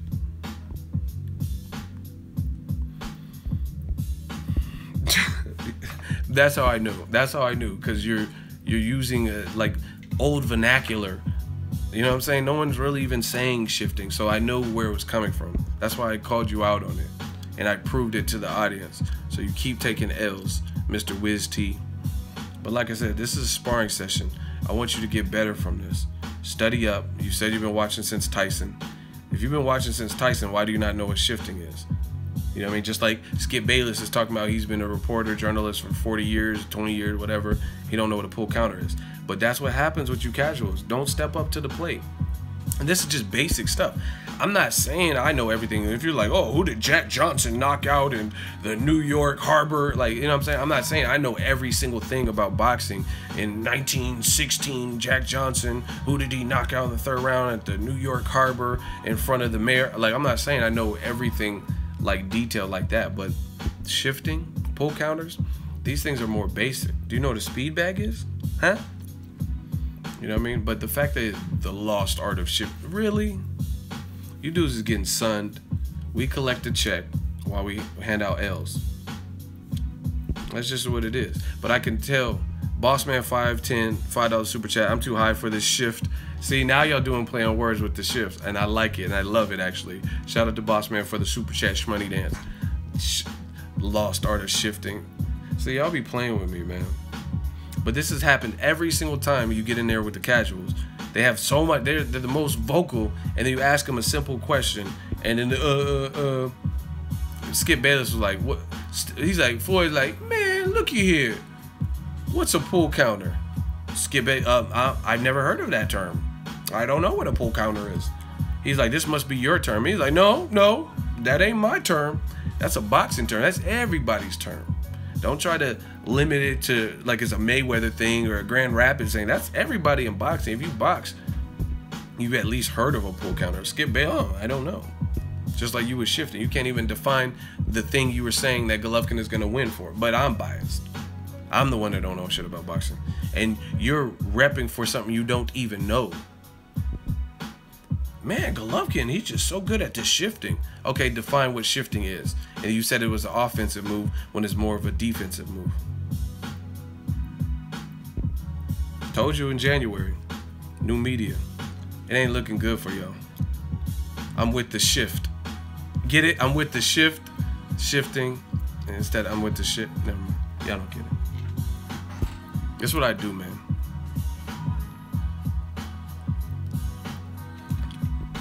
Ego Army, we in here. Now, again, everybody takes everything as slight. I'm picking who I pick. You guys will pick who you want. It's not, oh, because you pick Triple G, I have a vendetta against you and all this extra shit. It has nothing to do with that. You got to know what you're talking about. And again, the people who type the most comments, and it seems like y'all be typing fast as fuck. The people who know the least amount of boxing, y'all, I don't know if you went through the advanced computer courses, but you guys type a lot. Look, he won't stop typing. He typing paragraphs. Triple G, why am I even entertaining? I can't even really see you because you're almost transparent because you got that L. But I'm gonna try to read through the question. It's a little bit hard for me to read because you're transparent right now. Too many L's. The L's are holding you down. Boxing Ego, Triple G hasn't been knocked down in over 350 amateur fights. Too much experience. Once again, you're a casual. You say cliche shit. I don't care if he hasn't been knocked down in 1,000 fights. What does it have to do? And I never even said Canelo would knock him down. Shift master, right? I never said nothing about knocking down. I'm picking Canelo to win. So what if Triple G gets outboxed and Canelo wins a decision? Him being never knocked down, that's great. What does that have to do with it? Ruslan Provodnikov, shout out to my dude, but he gets his ass whooped sometimes. But he's not getting knocked down and knocked through the ropes and shit. But he's lost fights. But he's a hell of a warrior with a tough chin. So what is it? Getting knocked down, who cares? Once again, you're a casual. Just stay in your lane. See, boxing fans, the ones that have really been, someone said, get your shift out of here. Exactly. You need to shift into the slow lane. See, real boxing fans, we in the fast lane. We could keep up. We're used to this rate of speed because we watch it all the time. You know what I mean, 65, 75, 80 miles per hour, even 100. We could keep up depending on how knowledgeable you are. But you're in the slow lane, so you got to be doing like 45. You got to slowly merge. And then maybe you can shift over one lane, but you can't be in the fast lane with us. This is the big boy lane. You don't know what shifting is, you're done. No knowledge on the fighter. I have no knowledge on the fighter, but you don't even know what shifting is, and I clearly proved that. I know Golovkin has 350 amateur fights and all that. I mean, how do I not know that? I'm actually going to the fight. What are you talking about? See, I feel like Tupac right now. I don't even know I'm on this track. I'm going to let the outlaws ride on you right now. You already got the L. I don't know I'm on the track. I got to officiate this stream. Enjoy your L. Sleep with it. Put it by your pillow. And learn from it. It's a sparring session. So you just learn from it. See where you can improve. Study about shifting. Pick up any extra shifts. Any extra shifts that you can. All the shifts. And then maybe, just maybe even by the end of the year, you might have mastered the lost art of shifting. You will now be the shift king.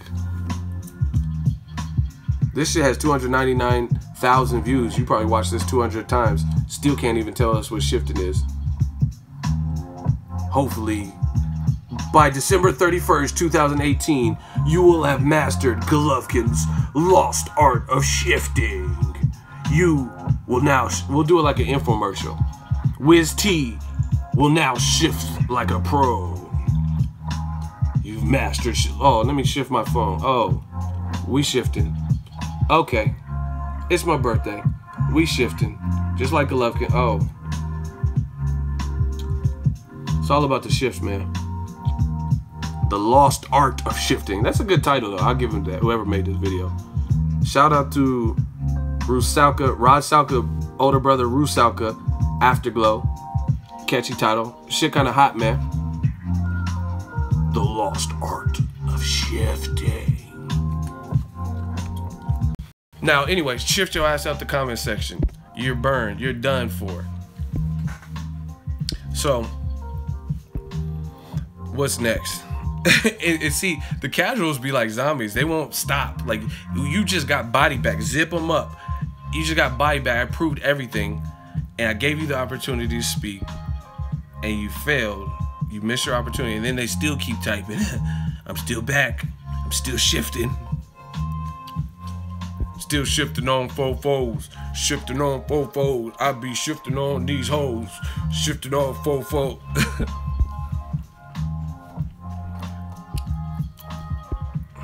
Still shifting on fofos, shifting on these hoes.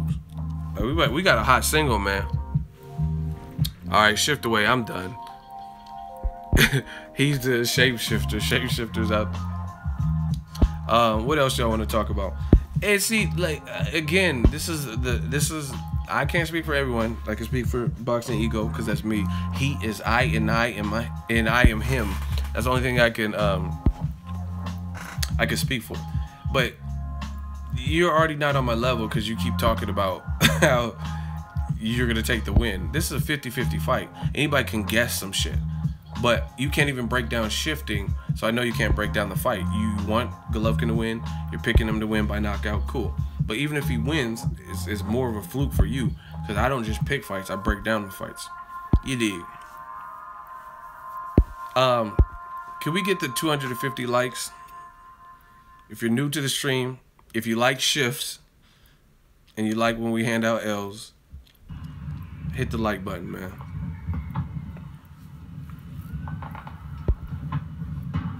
Loma number 6 pound for pound. See, now we're talking. Now we're back to regular boxing.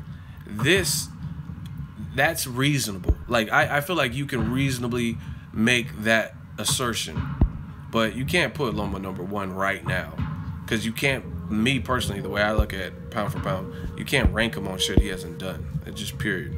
He has a solid resume given how many fights he has, but that's to be expected when you have fought in another amateur circuit, the World Boxing Series, and then you have 400 fights basically in the amateurs. Thank you guys.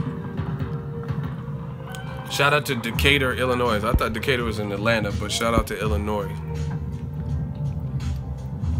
Am I covering Charlo Lubin? My writer wants to cover it, so I'm gonna let him have that one because he was really juiced about that. So he's gonna cover it. I've covered a lot of fights, man. So I don't have to be at everything.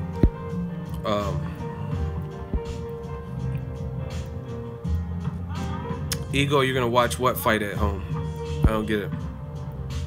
I'm not watching Canelo Golovkin fight at home. I'm watching that from the T-Mobile Arena. I'm going to that fight. Unless you're talking about another one.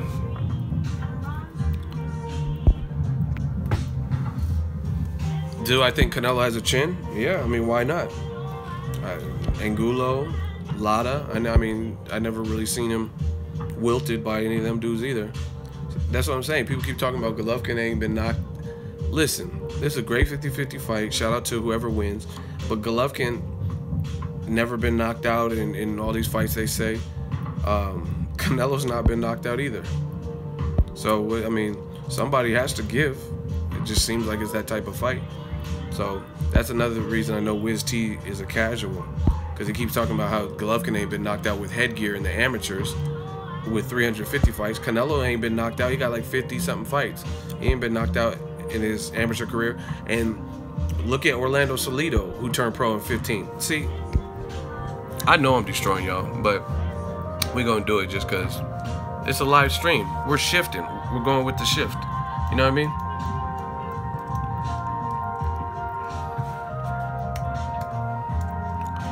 So, Orlando Salido's a good fighter, right? I don't know if he's mastered the art of shifting, team shift. This good fighter has 13 losses and 4 draws, right? 62 bouts. But look when he turned pro in Mexico. He lost his very first fight by TKO. His very first fight. Then he had some wins.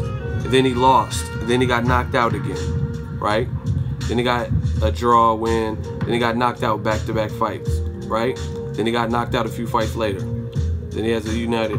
And then he went on to face better names. This is Orlando Salido. So, just like Canelo, he turned pro and got knocked out several times early. That's what accounts for a lot of these early knockouts. Just like Tevin Farmer, he's an improved fighter, but he got knocked out by Jose Pedraza because he took a, you know what I mean, he wasn't ready at that time. Different people have different learning curves, but Tevin Farmer's a beast right now. Salido became a beast, and he's tough for anyone in the division. But he had to go through these early ass whoopings when he was a kid and getting knocked out as a result. You know what I'm saying? So if we're talking about people who've never been knocked out, it's easy to get knocked out when you're still a kid fighting men. Like, and I know people say it's a bum, and I'm not saying these guys are world beaters, but at that age, if a guy's 19 and you're 15, it don't matter if they're a world beater. They're just physically stronger than you. So if you don't know what you're doing in there, you might get your ass knocked out. See? Canelo, never been knocked out. So, I mean, you can say the same thing with him. He wasn't in Mexico. He wasn't getting knocked out by these dudes.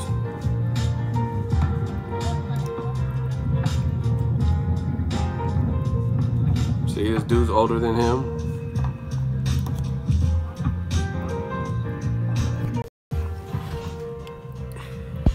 Wiz T is getting body bagged. And y'all, I see y'all throwing, y'all bodying him even more.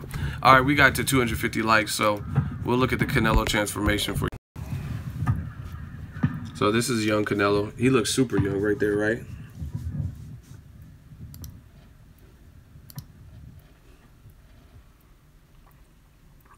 Came in the game, that's how he was looking.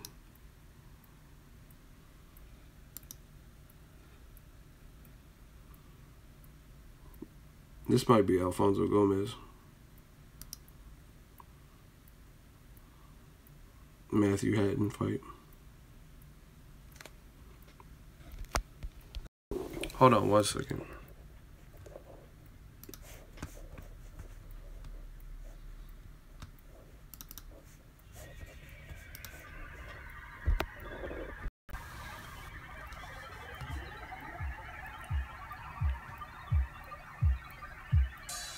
Matthew Hatton.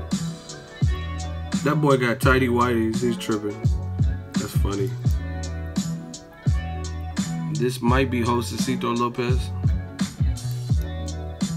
See, that's what I'm saying. Canelo Lotta. He's always been big, but he was killing himself to make weight, I believe. Cotto Canelo. This is Canelo Khan. Liam Smith. He just looks fuller. See, look at 164. He looked fuller.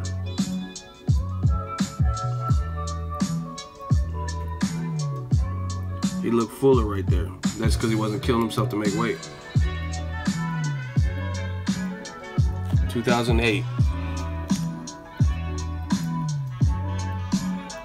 2010. 10. 11. 11. And see, you gotta understand, when he's fighting these other fights, he's super young. 13. That's a Mayweather. Lotta. Kirkland, I think. Khan. Smith. And then see, look. That's what he's looking like last fight.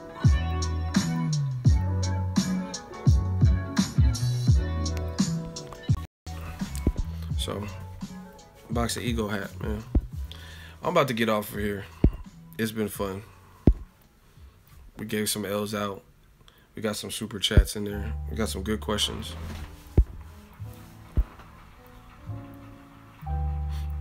Ego, I'm fucking with those shades, man. You the realest out. Appreciate that.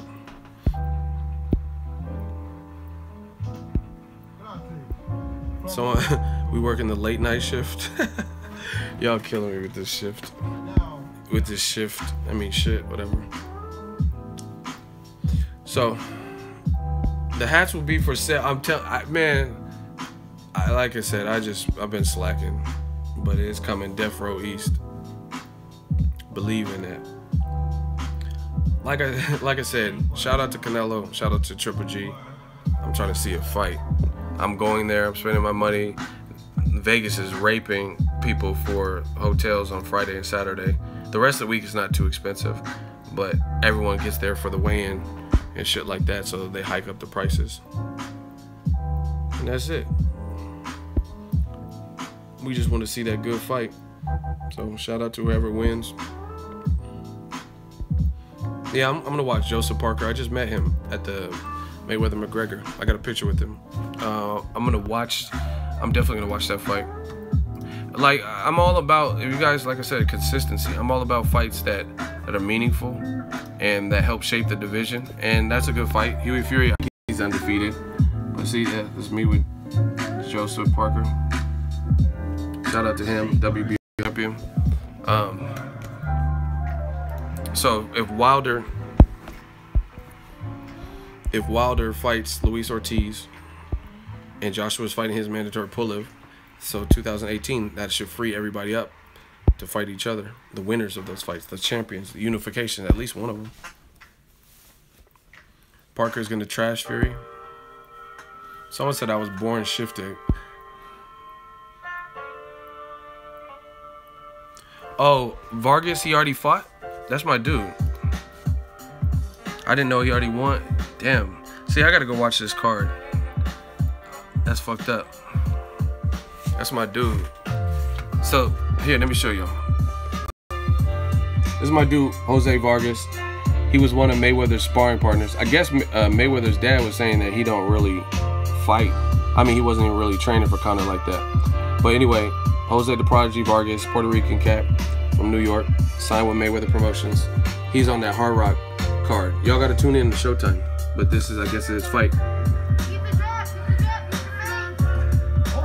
Oh, he hurt him.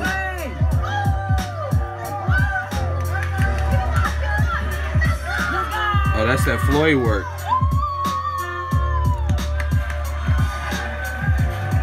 Congrats to my dude. 4th round. Oh, he buckled his shit with that.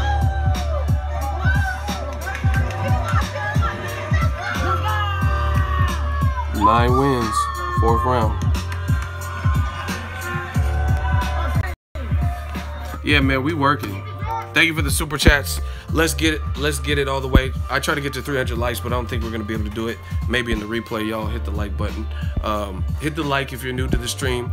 If you're new to the stream, what I do before we start the chat and when we end the chat, we do the roll call. Let me know where you're from, city, state, zip, area code, all that. Rep where you're from. Let me know. I'm gonna read some off. Get the likes up.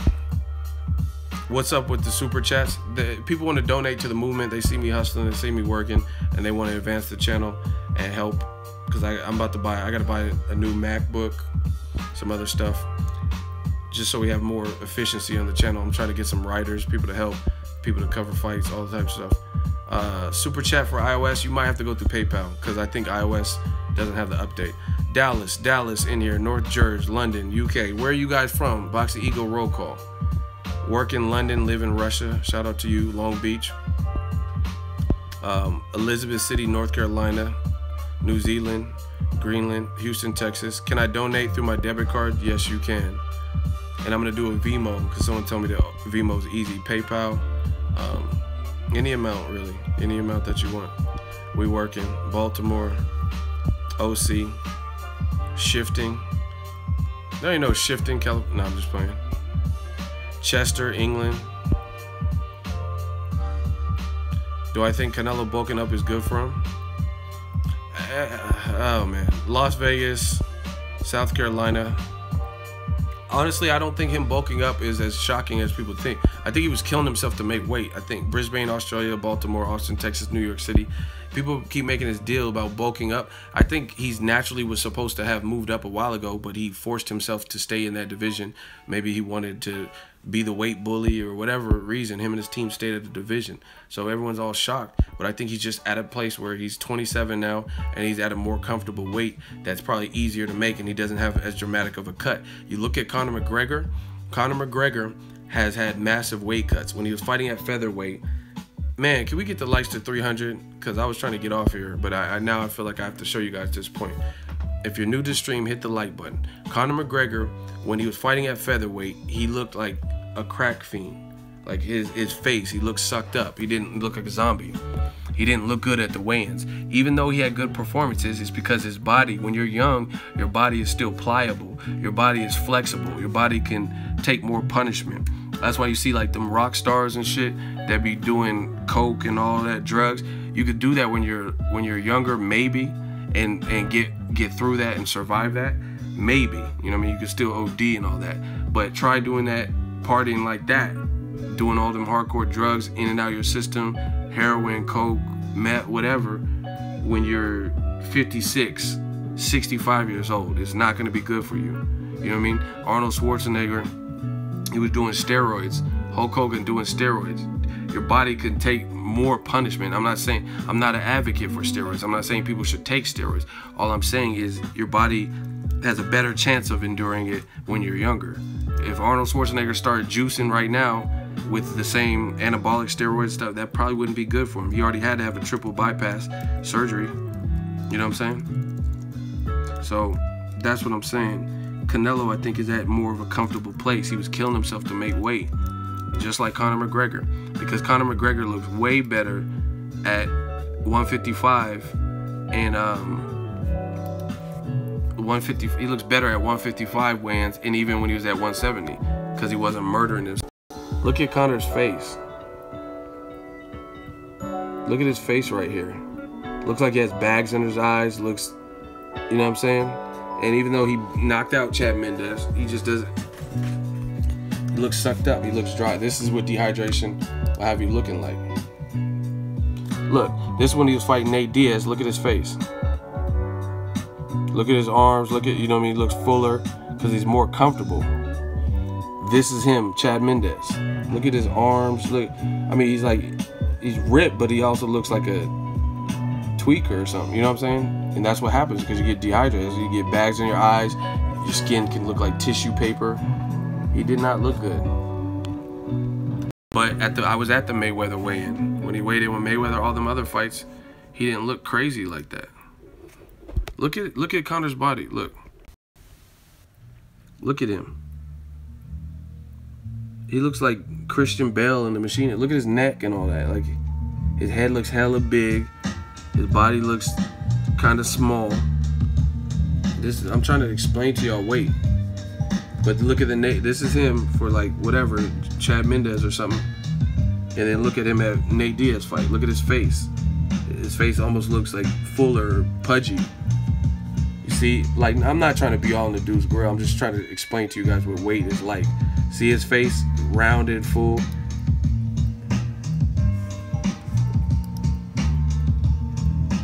His face don't look rounded and full in these other pictures. His beard looked like it's barely holding on. I don't know. It just looks. He don't look good to me. But since he's young, he was able to bounce back and handle his business.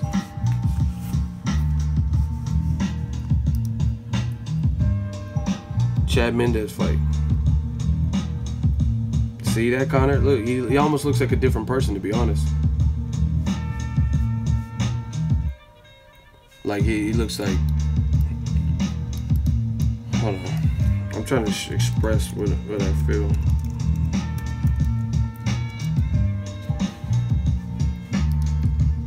See, you don't look as crazy at 155. This is him versus Mayweather. His face didn't look as bad. This is him, I think, Nate Diaz. See, the lower the weight, the worse he looks. I think Canelo's kind of in the same boat. Canelo was like,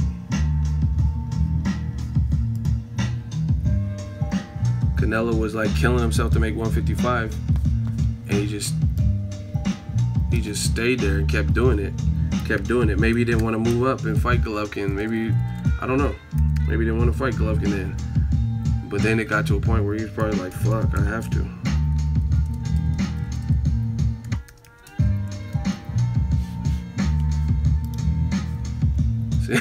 You look crazy to me. Look at that. Look, do you guys see what I'm talking about? Like, he looked like he would be begging for, like, hey man, hey young blood, spare some change. And then look at him. He looks happier too. And that's another thing with weight. When you're weight drained, you don't really typically feel good. You feel like you'll pass out. Like someone to tap you and push you over. He don't look. He just looks lean and like he look. You know what I'm saying? That doesn't look good to me. But like I said, he was look at his cheeks. That almost doesn't look like Conor McGregor, to be honest. Like, you know what I'm saying? Like, it's him, but he kind of looks like a different person, to be honest. Like, his face don't look like... Look. That, you know what I'm saying? It looked like he like was in rehab and then he got help, and this is the clean version of him.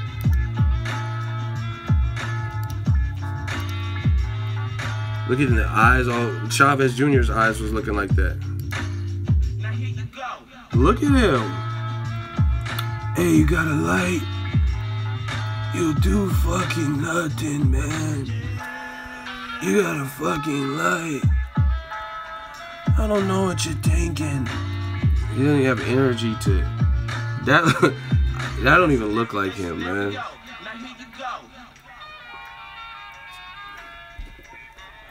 Everybody, on the count of 3, say fuck the Mayweathers. 1, 3. Fuck the Mayweathers. You fuck the Mayweather. He don't look good to me. Fuck the Mayweather. I don't know what you're thinking. You fuck the Mayweather. See, that he look different, man. I'm trying to tell you. See, I was all into fitness, and I know he was losing a lot of weight late because he looked like females like Conor McGregor. I know a lot of females like, oh, he's cute and stuff like that, but that's this Conor, not this.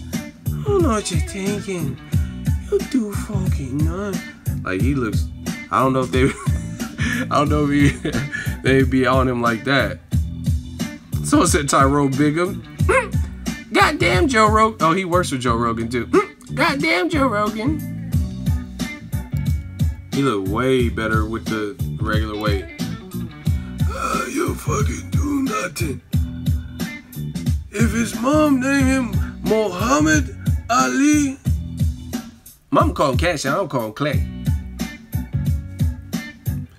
If his mama named him Muhammad Ali, well, it's a free country to change it to Muhammad Ali. Mama call him Cash, I'm gonna call him Clay. Conor McGregor, he just looks better with the weight, you know what I'm saying? He looks more, and I think that's what it is. A lot of fighters do this to their body. Look at it, look at that. Look at his arm, like, I mean, he's like lean, but he looks like those, I know people that are skinny, they're like super skinny, but they're kind of cut, and that's what he looks like. Someone that's like just naturally skinny. Look at him right there. I mean, you can't see the difference, honestly. You don't know shit about fighting, you know. I mean, look. So clearly he was having to do more to make that weight, and I think that's why Conor McGregor, and that's something they have in common. If his daddy called him Muhammad, that is like, honestly, if I seen this dude at the store, I wouldn't think that was Conor McGregor. At least from this picture. He's licking his lips dry and shit. Hey, precious. Look at his eye. He can't even focus. I'm starting to feel a little woozy here. When you see a girl come to the gym with a fat ass, you're like, yeah. My precious. What the oh, that is not that scared me. I was like, damn, he really far gone. That's not even him though. I was about to say he really let himself go if he had to make that if he had to make that fucking weight. Who the fuck is that? Hey, he really shifting. See, look, you got a smile, all smiles.